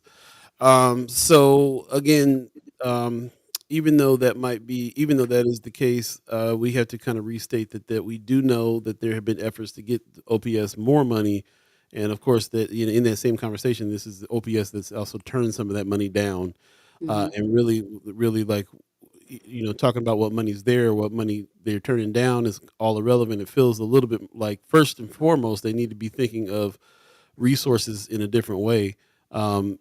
Just the flaws in thinking that teachers are making enough in the first place. If they thought teachers need to be making more, they might make some different decisions about some of the money. What's going on with some of that? And some people in the chat has said take some money away from the administration. Even some of the excuses. T. Ren said them excuses that we were talking about, that they don't have enough money for teachers and stuff. Those excuses are never used on administration salaries. Mm. So we talked about that a lot too. You being on the board, when I first started the show, I was under the impression that the board had a whole lot more power than I understand the board has now, compared to like administration. Administration is something that we hadn't paid too much attention to before, and we kind of know now that they are the ones that are making a lot of decisions. You can see what salaries are as far as administration is concerned, and so on. And sometimes it feels a little bit like it's an imbalance there. So maybe you can think about this for a second while I go through some of this chat. I kind of want to understand what your thoughts are about the administration and how that is affecting the budget, and what decisions you think that they could make that would help the situation out. So while you think about that for a second, let me just go through the chat real quick. Brother Knight in the chat, good morning, says that's how uber wealthy keep lower class at a certain level. He's talking about a little earlier, talking about oh no, I can't find it now. I'll keep going through this. No, he Uh, says cost of living goes up wherever wages go up. there you go. Thank you. Appreciate Yes, that. sir. Right above it. Mm. Von Chapman also says OPS appears to purposely underserve the black and brown community. As a result, they've created the negative issue that undermines student growth. Very, very true. We jump back into the Bryant Center. We'll come back to that in a minute. Also, Kimmer Snipe says people aren't willing to take a pay cut, but I agree that you should from the PAT or the administration salaries. I think she's saying take a look at those administration salaries. We'll come back to Mhm. that in a second. Mhm. Stuart Knight says going to the administration. Also, Kimber Snipe says someone said the other day going into an OPS school was like going to Club 2000. Man, I saw that. I saw yeah, Brother, yeah, I saw that comment. Brother Cassine said that. Like, you been in there lately? Wanda Lewis says, oh, we already asked that question. Also, let's see. Rome's Review says, anytime numbers end in zeros, I discredit them. Von Chapman says, is the district policymakers made up of mostly Democrats or Republicans? If the answer is the latter, that explains the conservative approach to the needs and value of teachers. Hmm. Is that a conservative approach? Miss Erica Phil says, I'm glad you caught that with the typos, but yes, there are people working over their overtime every week that still make less than 20K before taxes and have children, many of them caring for our children. Mhm. Kimber's Knife says, majority of the organizations I have been with, majority of the organizations I've been with, of the majority of the budget goes to staff. The majority of my budget right now goes to staff. That's a common thing that the budget's Yeah. going to go to staff, but that doesn't answer what the staff is actually making. You know, Right. If the teachers started making $80,000 a year instead of 45, it would still be 76% of the budget going to staff. The budget would just be higher. So like that's why the numbers seem funny with that. Hmm. Also, Miss Erica Fell says, while trying to feed their own children and never seeing them do the work. Yeah. Moving on. Numbers don't lie; they get fudged. Kimber Snipe says, for real. Tony Johnson says this decrease in scores in academics and teacher pay started way before COVID. Responsibility on old board members too, Mm. not just board members, as we're understanding administration. So let's go ahead and jump into that real quick. This discussion about administration, because we've been talking a lot on this show about the board, and we appreciate you as a board member coming on. Kimmer used to be a board member. There's been some people, there's some people that are chat chimers that have been on the OPS board, but we haven't had anybody from administration on. So we haven't had all the board members on yet either. By the Yeah, way, yeah. reached out Still to. calling a few. Still calling a few. I'm calling a few, but let's talk about the balance between the board and the administration, and what's your thoughts on administration, if you would. Yeah, well, if you look at the turnover rates compared to our administrators and our teachers, it's nowhere near the same. And you kind of got to ask yourself, I wonder why that's the case. Well, um, some of our administrators don't have to deal with student behaviors on the same level. Mm, A lot of our administrators get paid significantly more money. Um, and so, just those two things together, when we think about what teachers are saying they need in order to feel more comfortable to stay in our district and teach there, those are the top two things. It's like student behaviors and pay. So, that's exactly what our administrators are getting. They don't have to deal with the same amount of student behaviors and they get more money. There's less turnover. Seems pretty right. simple to me. Like, all right, we figured it out. We figured out the formula to make people stay in the district. So let's apply that back to our teachers.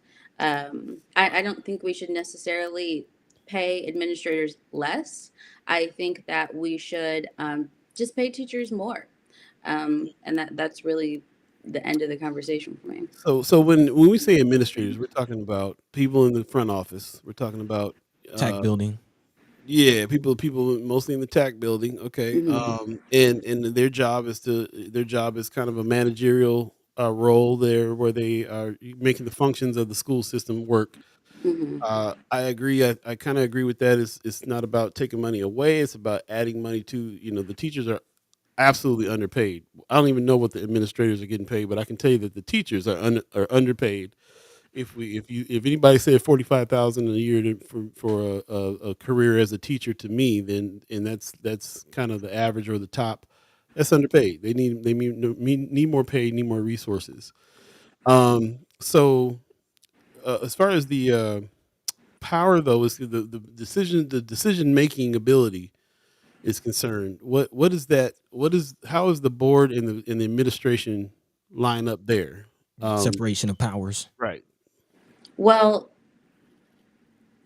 I would say that over the course of our last superintendent's tenures, so Dr. Cheryl Logan, she really established a culture on the board of authoritarianism, pretty much. Mm. And so, from what I've experienced and from what I've heard in the past, board members felt very uncomfortable speaking up about the things that we're talking about right now. Mm, Um, the norms that they established as an administration were not necessarily what was in the best interest of the school board, because when you think about it, the school board and the administration are supposed to be separate. mm-hmm. However, they're not. We have the Mm, same secretary as the superintendent. mm, Like, that doesn't make any sense to me. There's no degree of separation. Um, we have the same financial manager, and so putting those things together makes it so we have very little independence, and makes it so the decisions that we make are only because it's the information that the administration gives us. It's not our Mm. independent information that we're working with, and so they can make it look however they want to, and they can feed us whatever information they think is going to get us to vote in their favor or not. Mm. And so I have a real problem with that. I have spoken up about it before to our current administration. I want us to have our own independent secretary. I want us to have um, our own financial manager because we need to be making these decisions independent of the administration. Um, so there is some type of balance of power. Mm. Superintendent is part of administration. Yes. Is head of Okay, administration. I do remember, and maybe correct me if I'm wrong. I think you had mentioned about some pushback you got about actually trying to go into the schools and see what's going on for yourself because you're so tired of the lack of information. Is that correct? Yes. So, I mean, I went into schools when I first got elected, and then kind of when this special education stuff was happening, I was having parents reaching out to me constantly and about how their student wasn't receiving, the education that they deserve, and that's their lawful right. It is a right of a student to obtain a public education. And so when they're not receiving that, that's against the law. So I decided to go to a couple IEP meetings and 504 plans, which is basically the meetings that you go to in order to get accommodations for your child if they're living with a learning disability or a physical disability, which classifies as special education. And I went into those meetings, and yes, the administration was very shocked to see me there because I didn't tell them that I was coming. Because I simply wanted to observe. I didn't say anything in those meetings.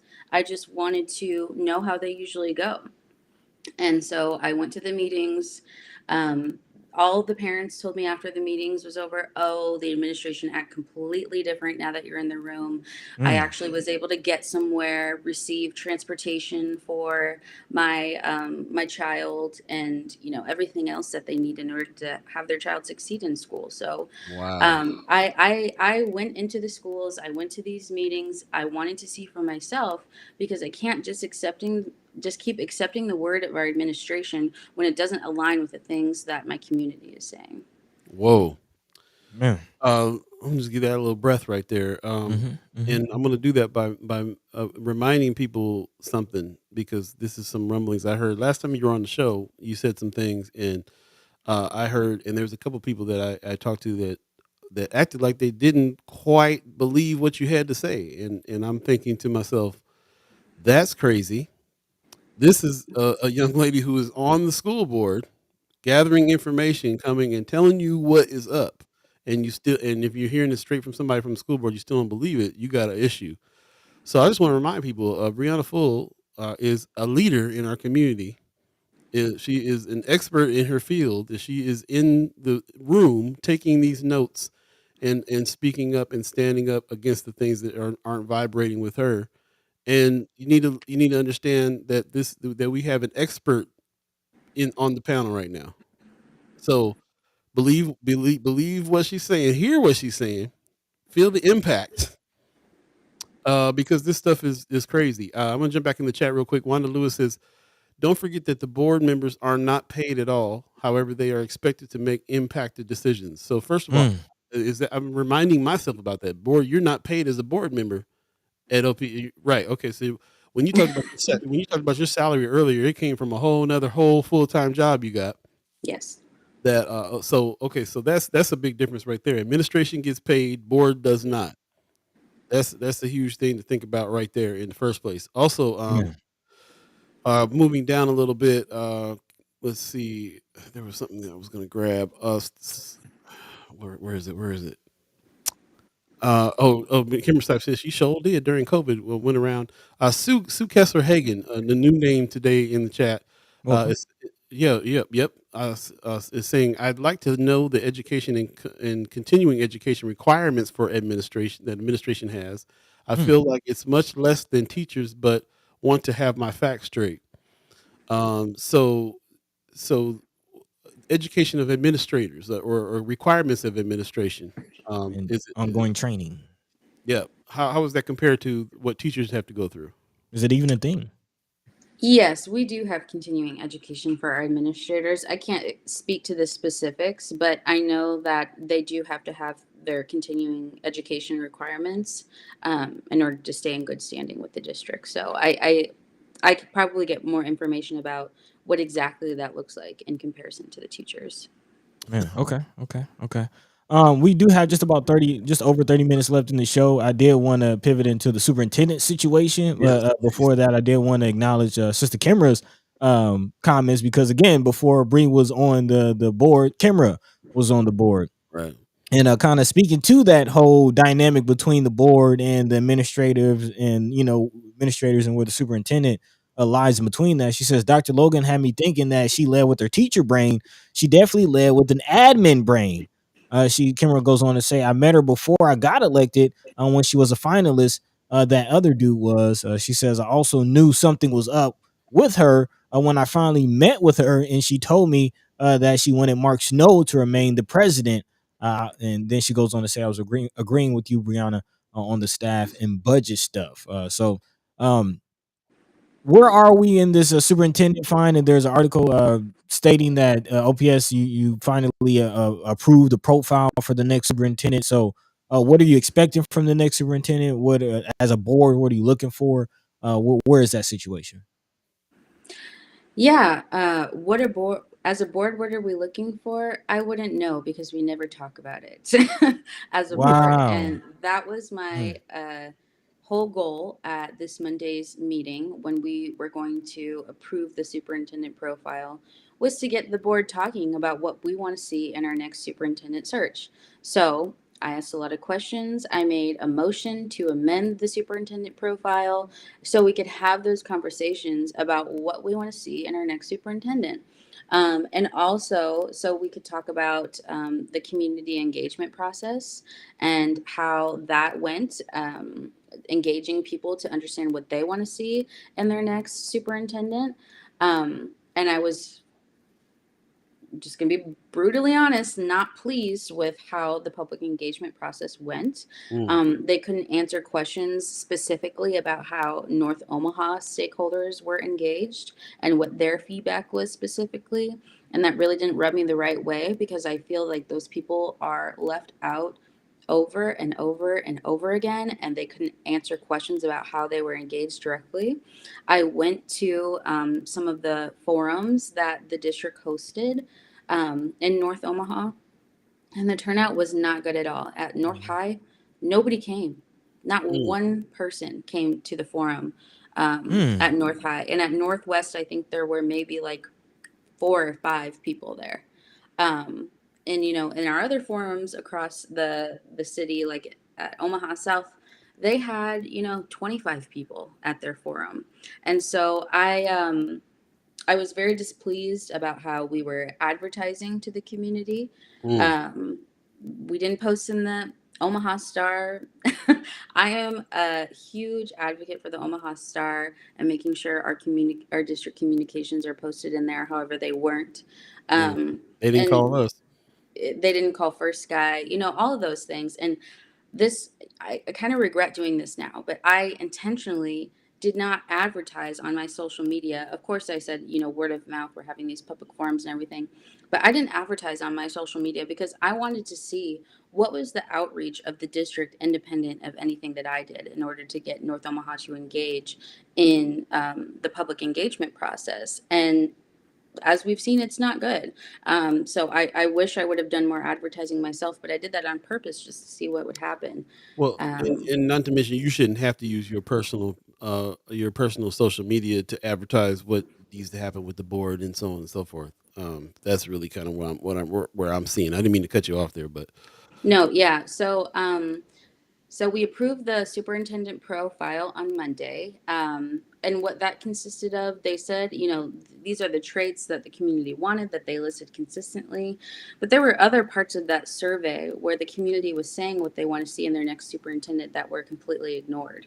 Mm. And so some of those things were having urban experience in an urban district or urban city, mm. having a long term commitment. I hear that constantly from people in my community, and that was what was on the survey was we want a superintendent that's in here for the long haul, who's going to be dedicated. I mean, I just hear that so much. Prior teaching experience was left out, like acknowledgement that we want our next superintendent to take the district in a completely different direction, because that was the number one chosen option out of three options. It's like, okay, we want a superintendent who's going to stay the course, we want a superintendent who's going to make a few changes, or we want a superintendent who's going to completely flip things around. And the number one choice was a superintendent who was going to flip things completely around. And Mm, that was not included in our superintendent search at all. And so there was less acknowledgement of OPS specific needs, and I had a problem with that in that profile, in that superintendent profile. The things that were in the profile was like a good communicator, transparent, like works well with other people. Duh. Like for any job, that's what you want someone to be. right. But those OPS and Omaha specific items were left out. And so I made a motion in order to add a long term commitment into that superintendent profile. By the skin of my teeth, I actually got it approved. Spencer Head, Ricky Smith, um, Nick Thielen, and Jane Erdenberger all voted no to add that to the superintendent profile. Um, Ooh. and so, but there were other board members, Shavonna Holman, Tracy Cassidy, Nancy Kratke, and me, who decided to vote. Oh, and Margot Juarez, who voted yes in order to Okay. add those more OPS specific items onto the superintendent profile. That's very interesting that Jane Erdenberger kind of voted no, because I do know she was very vocal and has some issues with the whole process herself. So I find it I think interesting. that's what the issue was. Is like she had a problem with the whole thing, and so she didn't want to like approve anything to do with Okay, it. Period. So I can see that. that's why I can she see voted that. that. I can see Seeing that. the issues. Yeah. I wanted to acknowledge something Von Chapman said in the chat a little earlier about Ricky Smith, and he was like, if if the board's not getting paid, then then you get what you get. And that was kind of the gist of what he was saying too. And I think that really has something to do with what some of the problem is. This board that is not getting paid, administration is getting paid. Just to remind people, Dr. Cheryl Logan's compensation was $329,000. Man, That's her.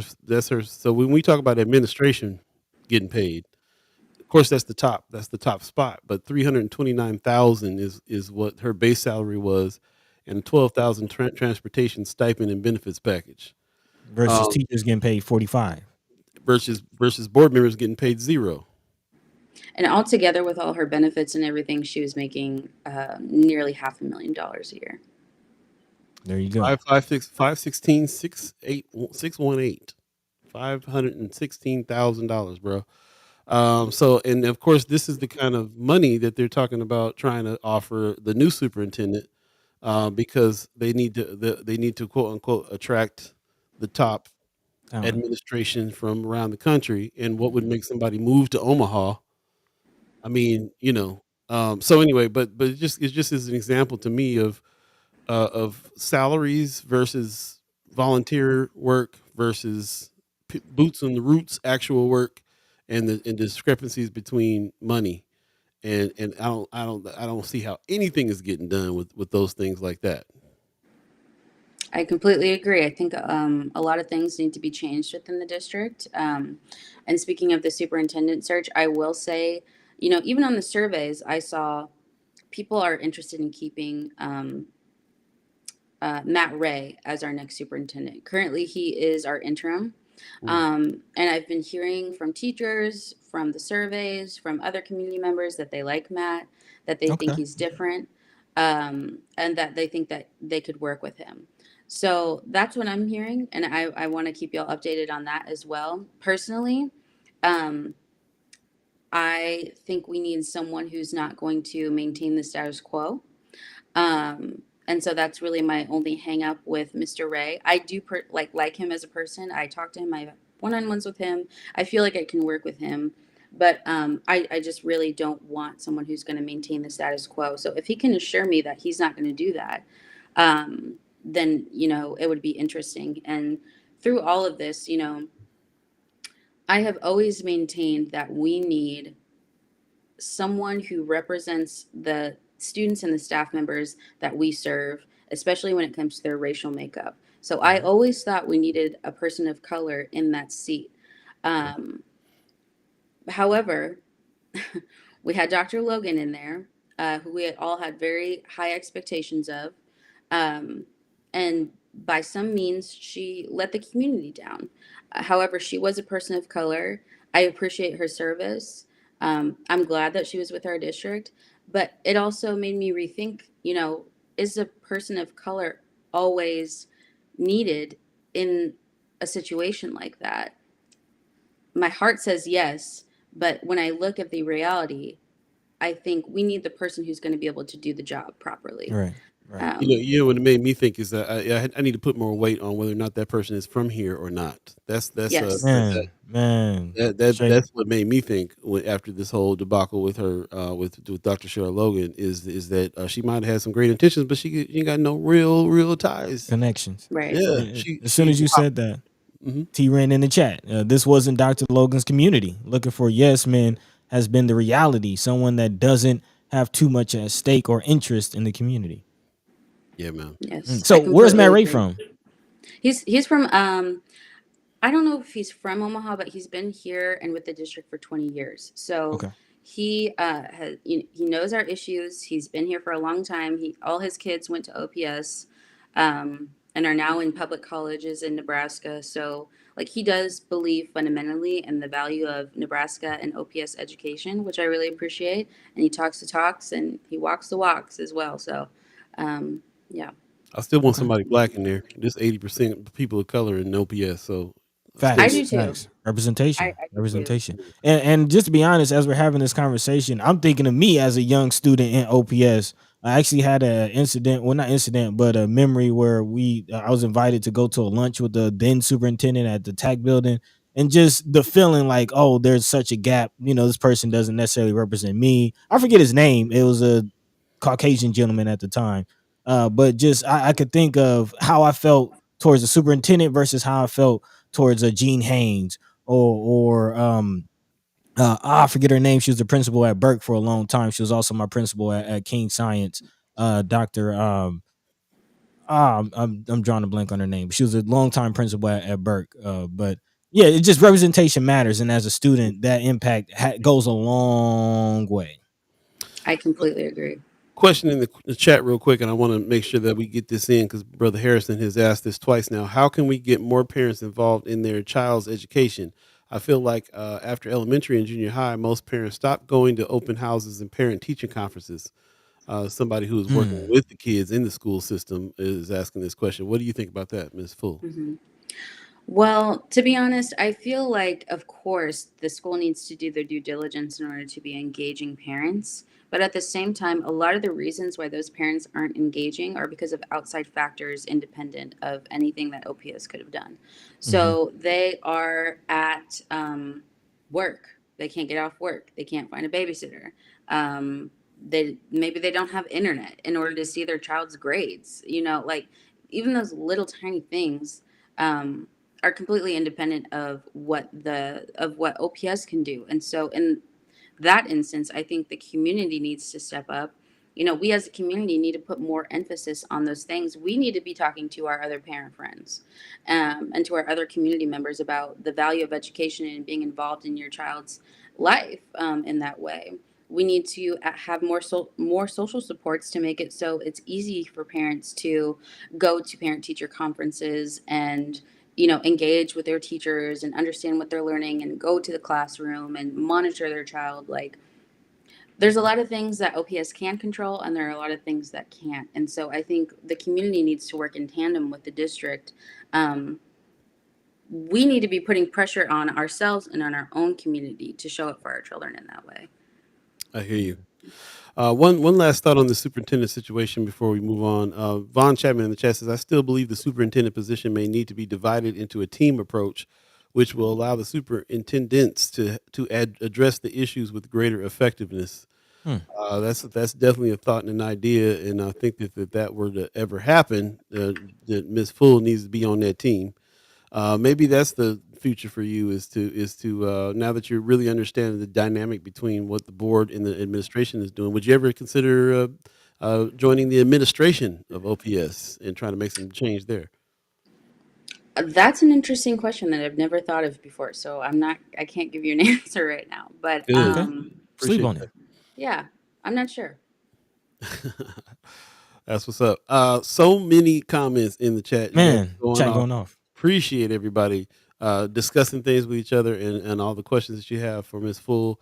As you can see, we really need to have we had every intention of having her on pretty regularly, but she's been pretty busy, and Yeah. so but we can still try to work on getting her here regularly to answer some of these questions. Everybody really appreciates the work that you're doing, and Yes. your honesty and your candid nature, and also your diligence in getting the information and bringing it to us right. And when you don't have it, you say you don't have it, and all that good stuff. So we really appreciate all the work that you're really doing.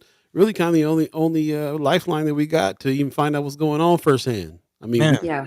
we could quit which our is jobs and unfortunate. sit there at every meeting, but as far as that's concerned, nobody else is really kind of stepping up and bringing it to us. So we appreciate you. Of course. And I would continue to ask Mr. Smith to come on the show and talk about the superintendent search specifically because he's the one that leads that. Yep. So I would encourage keep reaching out to him. I know sometimes he doesn't respond. But And the intern superintendent that you were talking about as well. I kind of want to talk to him now, too, and just kind of yeah, see what's going on with that job. I'm sure that if there's a connection that can be made there, maybe you can connect us and we can have him on and talk about that a little bit as well. Yeah, Mr. definitely. Ray. I will bring it up to him. Miss Erica Phillips saying North High School sent an email on Tuesday to sign up for part-time conferences on Thursday, then decided there would be no virtual conference. No one was notified unless they called the school. I couldn't go. Mm. What was the conferences for? Was this That's for parent teacher, not part time. Parent that's teacher. part-time? Look at me.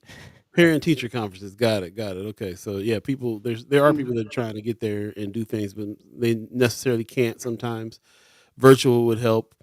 This is something First Sky Omaha it pushes as well too. That's why we try to master this live stream setup because we really kind of need to move into the virtual world on a lot of these things, and we'll be looking at trying to help some people do that in 2024. Maybe we can find a place in OPS where we can have a little bit more access that way as well. If we can figure out something, we'll see.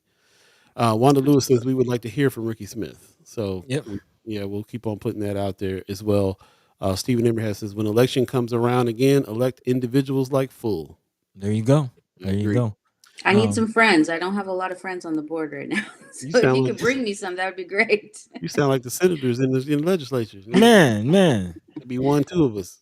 that's telling you something. It's telling you something. So yeah, we appreciate you definitely. We do. And we'll definitely have to bring you back on, like Paul mentioned, to talk about what's going on with Spark because again, housing is definitely a big conversation here.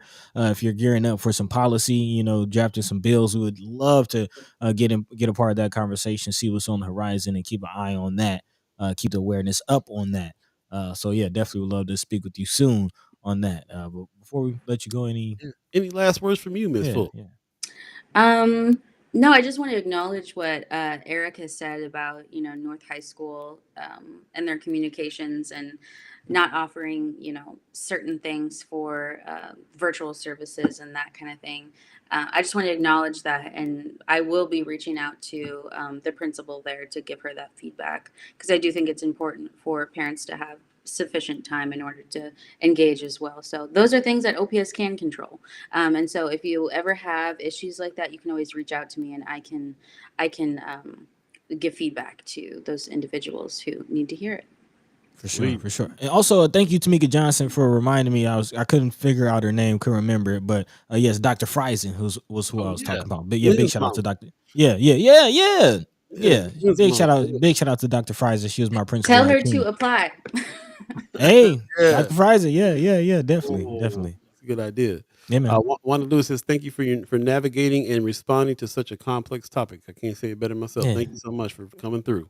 did so Of course. masterfully. Thank you. Happy to do it, and just happy for all the work that you continue to do in our community around communications and making sure that everybody knows what's going on. So I'm so appreciative of you. Thank Oh, you. likewise. Thank you. We'll All see you right. soon. Take care of yourself. Bye bye. Bye bye. Peace, All right, there you go, Miss Brianna Full, powerhouse. man. Let's take a quick break and come back, and we'll jump into a lightning round here. It's at 8:45 right now. If you believe in the concept of time, you're listening to First Sky Omaha Radio, First Sky Omaha in the morning. in the morning. All B, Buddi3 Da Gawd, Chad Chambers, Ghost listeners, radio listeners. Stay tuned. We'll be right back, y'all. Hey.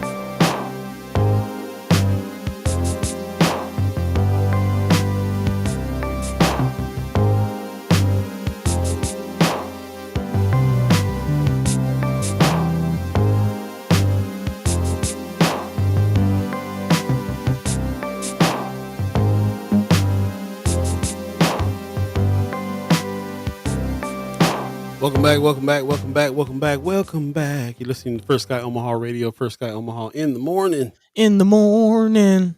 All B, Buddi3 Da Gawd. Thanks for all the chat chimers chiming up this today, man. Very deep discussions. And I love it. Very respectful conversation, very deep, very insightful, coming with facts, coming with great opinions, coming with great insights, and a great appreciation for the young lady trying to lead. Man, that's what's up. Yeah. Big shout out to Bree. This program is getting stuck all over the place, so I hope it's everything is working out right here on the program. If there's any technical issues happening, let me know. Looking smooth on my end. I don't know. Yeah, I mean, I can't really tell. It might be some things not looking too smooth on their end. So yeah, let us know, y'all. Let us know. Yep. How you feeling, man? What's going on? I'm good. Definitely a good conversation. Enjoying this show. Also excited about some of the plans we're putting together for 2024. Man, definitely looking forward to next year. So big shout out to all the support from all the listeners. Thank you, Miss Erica Felt, for inviting a new listener with us today, and chat chimer. Tell a friend, man. We are definitely always looking forward to growing and expanding our reach. Thank you. There you go. That's what's up. Tony Johnson is asking, what happened to the Empowerment Network Cradle to Career program? Never heard of that program. I'm definitely gonna have to dig a little deeper into what Empowerment Network is doing. But I do have some breaking news. Let the people know, man. Next week, next Wednesday, we have finally locked down Willie Barney to come on to the show. He will come onto the show next Wednesday. We're kind of clearing that time frame out to have a discussion with him. So, ladies and gentlemen, please get your questions together. Let's make them be some well thought out things. Let's definitely don't want to use the time to just go off. But let's see if we can get something happening with a conversation with him. He's willing to come on and answer questions.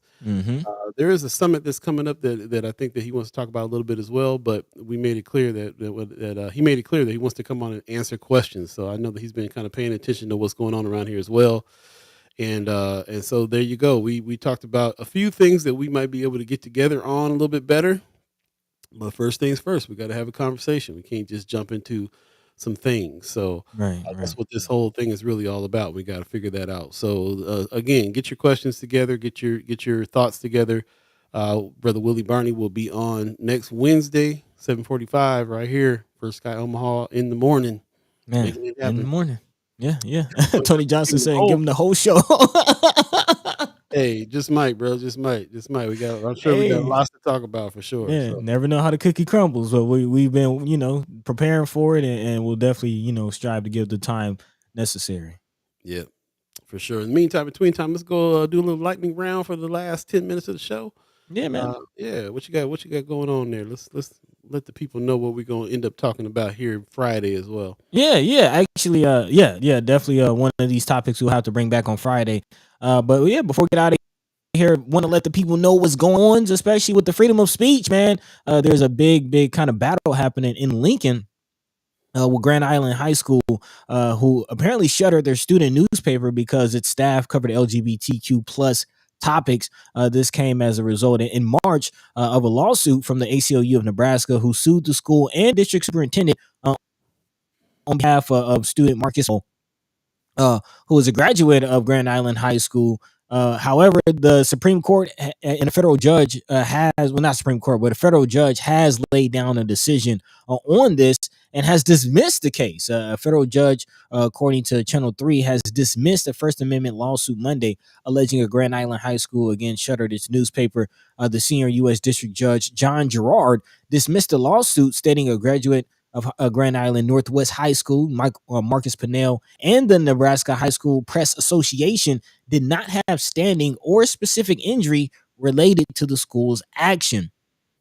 The ACLU lawsuit alleges that the school shut down the Viking Saga paper days after going to print in June of 2022 because it included multiple articles on LGBTQ issues. But again, that lawsuit has since been dismissed. One article, which was written by the student who was named in the lawsuit, who is a transgender student, addressed the Florida Parental Rights and Education Act, or so-called Don't Say Gay law. So again, the timing very, very interesting in that whole situation. But according to U.S. District Judge John Gerard, not enough to substantiate the lawsuit. So we'll definitely keep our eyes on that situation if there's going to be a rebuttal or anything. But as of right now, case dismissed. In other news, especially for those of you who are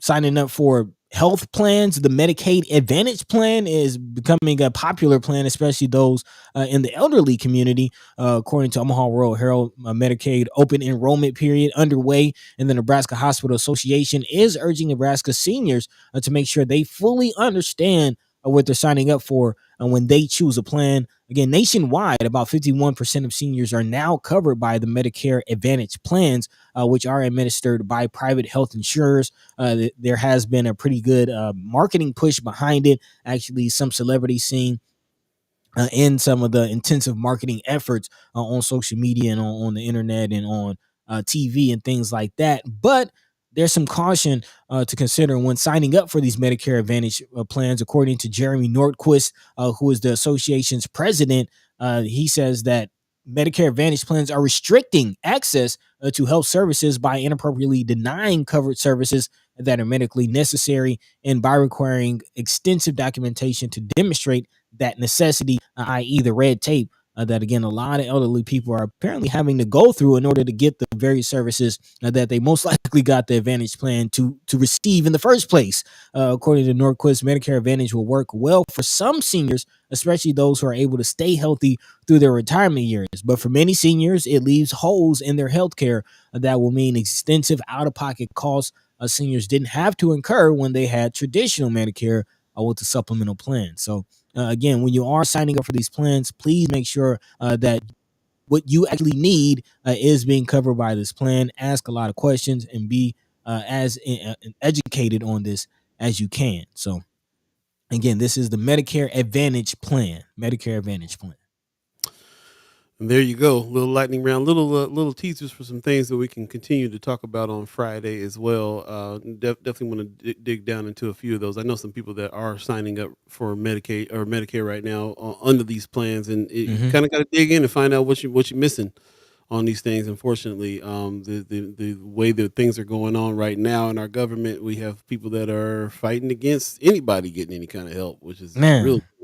Man, I also like to point out there was a recent article about Mutual of Omaha and some of their subsidiaries not really paying out on healthcare plans and insurance claims and things like that. So yeah, it seems very, very hard for those who are actually paying, for these services and paying to get their help rendered, are not getting hit with too many hurdles and red tape.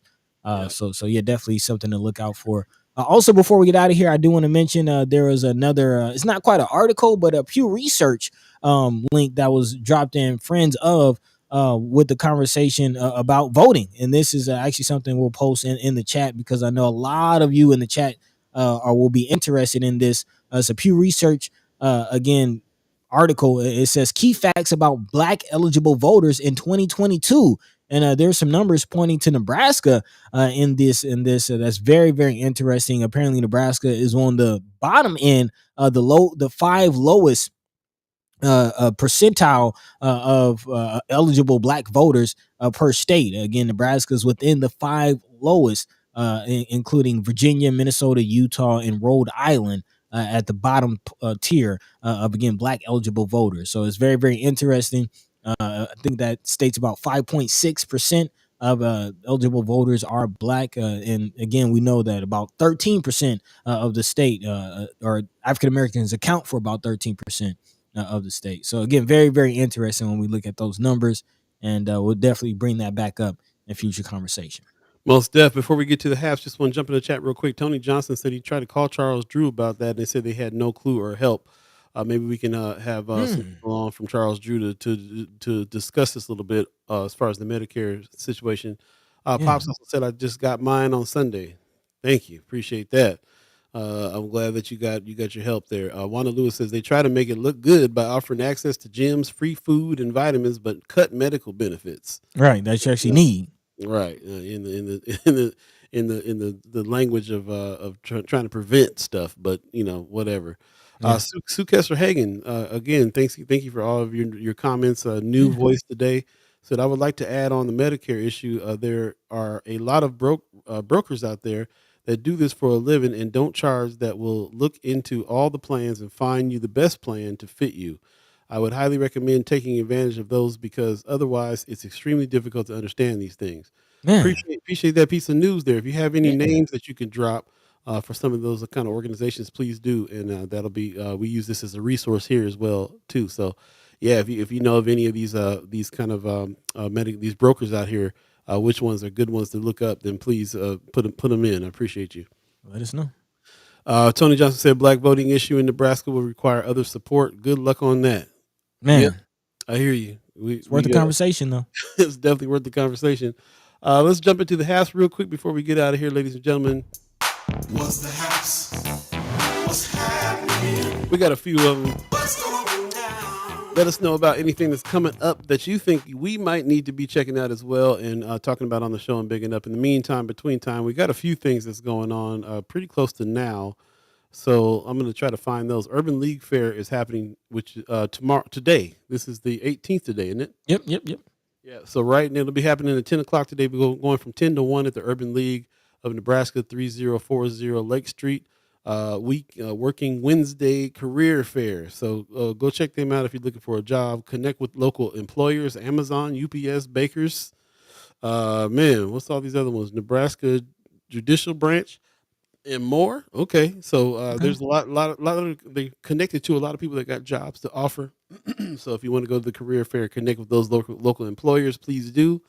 And let's keep our eye on this, see what kind of work the Urban League is doing there, and if people are getting hired from this. So appreciate them for putting that on. Again, that's happening today at 10 o'clock from 10 to 1. If you have the time and the inclination, or you can call 402-453-9730 for more information. Check them out. This is happening today, but I'm sure they have connections with these local employers for you to be able to work if you're willing to go get a job here with these particular companies that they work with. I'm sure they'll have some resources there for you. So shout out to them for that. Also, Black College Tour meeting is happening March 10th to the 16th, 2024. This is a mark your calendar type of thing here that we want. North High Magnet School, 4410 North 36th, October 24th at 6:30. You can register here. These tour dates will be going on for a while, but this one right here in particular happening on the 24th, so it's coming up in a few days. There's a QR code for you to register there, but definitely check it out. North High Magnet School Black College Tour meeting. This is something that I was thinking about, Buddy. Like, I know you told me stories about going on tour to see some of these HBCUs and how that affected your life. So, man, yeah. Get on the bus. Go check it out. Yeah. Yeah, Yep, yeah, yep. definitely. Get down. Get down. Let me see if we we still, yeah, October 22nd. This is coming up as well at the Malcolm X Memorial Foundation. You're invited to Ernest Jackson's Born Day celebration. This will be a good time for us to talk about what is the reason why Brother Jackson is in prison and why he's not being released, and Man. meet up with some people who are actively trying to get him released because he's in jail unjustly for a crime that's not even a crime. That's just been deemed not even a crime. And he's still in jail and has been in jail for a long time. There'll also be some ability to be able to bless him with some gifts and things like that. They'll let you know about that. There's going to be music, food, art, spoken word, and most importantly, community engagement. So meet us over there at Malcolm X Memorial Foundation on October 22nd from 1 to 5. Ernest Jackson's Born Day celebration. Appreciate Man. that. 9:01 right now. We're a minute past our agreed time, so I hope that you can hang with us for one more minute so we can talk a little bit about what's happening Saturday with us. Our last class, Content Creators Camp 2023. Last class is happening October 21st. That's this coming Saturday at 10 o'clock. It'll be at the Culture House. And we highly encourage everybody to come through because we're going to be hanging out after the class and having a little Chat Chimers kickback for an hour or so after the class. So we encourage everybody, even if you hadn't been a part of these classes, come Man. on down, check out a little bit of the last class, and then do a little hangout with us. We'd love to see you there. And of course, everybody who has been involved in the classes, hopefully everybody will be there too. And everybody who's been an instructor, we're inviting to come as well. So Dr. ZR says she's going to be in the house. We'll try to bring Chris Baby Boy Bowling back. Keatron Zyko is going to be the instructor, so she'll be there. I'll be there. So, hopefully all the regulars and all the new people, bring a friend, tell a friend, bring your partners, and Chat Chimers, come on through. This is kind of a mini Chat Chiming kickback over here at Culture House that we'll be having. So we'll be there at 10 o'clock. The class will be over at noon, and we'll probably hang till 1 or 2 at the Culture House, just kind of fellowshipping. So, yeah, come on through, man. Really appreciate everybody that's been a part of this Content Creators Camp 2023. It's been a great deal. Shout out to Flatwater, who was a part of this. Shout out to Culture House, who was a part of this. And shout out to all of the instructors, Keatron Zykel, Dr. Zugner, Abby Kretz, Chris Baby Boy Bowling, and everybody that's been involved with this. Really appreciate everybody that made this happen. We've been trying to do something like this for 2 or 3 years, and finally it's here. And Man. now we know how to upgrade it in 2024. I really can't wait until we do that. I think it'll be great. Yeah. Man, it really has been that long. Like we've been trying to do this training since the pandemic, man. So yeah. It's definitely beautiful to see it come to fruition. And big shout out to everybody who has supported it. And if you missed it this time, get with us next year. It's coming back around. There you go. Appreciate everybody who is in the chat. Again, I'm sorry that I missed. Usually try to read everybody's comments, but sometimes it starts going and you can't catch up. Especially when we have guests on. Because we want to give them some time. So shout out to Brianna Fool that came on today and gave us her time this morning. Yes. I know that she's always has busy mornings and is always rushing around. So I appreciate her stopping through. Sue Kessler Hagen says, thank you, Wanda, for adding that name. Oh, shit. Oh, they're talking to each other. See, she already jumping in knowing what's happening. Yeah. Talking to the other Chat Chimers. That's what's up. Appreciate it. Conversations going on, not just here on the show, not just with you guys, the Chat Chimers, but amongst each other as well. And just to let you know, Miss Hagen, we also have a group of people that listen to the show we call ghost listeners. They don't necessarily come on and chat, and they don't necessarily chime into the chat, but they are listening, and there are people that are paying some attention, and we really appreciate them as well because they do a whole lot of spreading the word and getting more people to check us out and get in here. So we really appreciate everybody that is a Chat Chimer, a ghost listener, and a supporter of First Sky Omaha. And this whole situation that we got here, really appreciate that very much. One last comment here that's just wrapping up the day. Von Chapman says, I'd like to see Gene Haynes, Brianna Full, and one other as a member of the superintendent's team, advising and advocating for the students and the OPS administration and board. I love the idea. I love the idea. Man. Honor to brother Gene Haynes, man. Man. Hear that. Thank you very much. I appreciate everybody. Again, let's go ahead and wrap it up here. We're a few minutes past our agreed time to end. Buddy, do you got some words for the people? Man, a big shout out to Miss Brianna Full for coming on and speaking with us, taking the time out of her busy schedule to drop some gems on us. We appreciate that, and of course, a big shout out to all the first time listeners. Miss Hagan, we thank you, and if anybody else we miss, welcome. Well, we appreciate you, we love you, we thank you. Catch the same time, same place, Monday, Wednesday, and Friday, right here on First Sky Omaha in the morning. And man, like seriously, man, we were growing. A lot of plans are brewing, a lot of things on the horizon, and I'm excited. I know Paul's excited. We're really just filled with the support that we're receiving, the love that we're receiving. Just acknowledgement that we're getting, people understanding what it is that we're trying to do, seeing what we're trying to do, feeling the impact of what it is that we're trying to do, and that's really all we can ask, is to have an impact and to create some change, man. So we appreciate you, love you, we thank you. Hopefully we can continue doing this work. In the meantime, in between time, y'all take care of yourselves, take care of each other.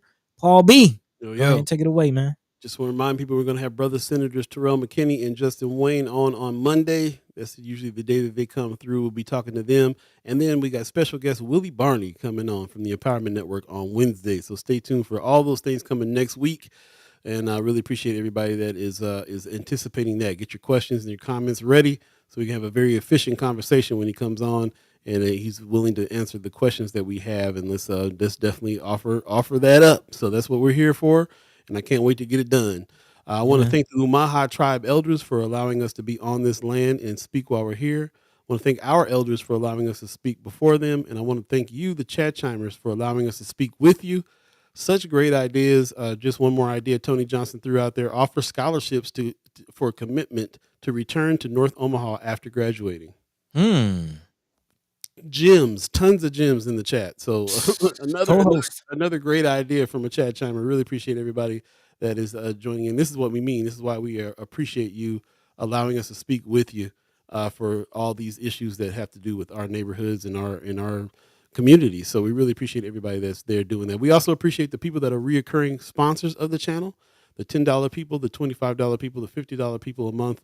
If you have not done so yet and you're so inclined, please go to firstsky.omaha.com, hit the donate button, and help us keep this going month after month and get to these new things that we're working on here that we're very excited about. Very excited about these things coming up. And we've already feeling a sense of accomplishment just by having the content creators camp happen, starting to train some people, man, that can be some trusted sources in storytelling and telling the stories of our neighborhoods and giving people a voice to do that as well, especially people who don't usually get a voice to be able to talk about the things they need to talk about in our community. So appreciate everybody that is helping us do that. And please, if you're inclined, help us to continue it as well. firstsky.omaha.com, hit the donate button.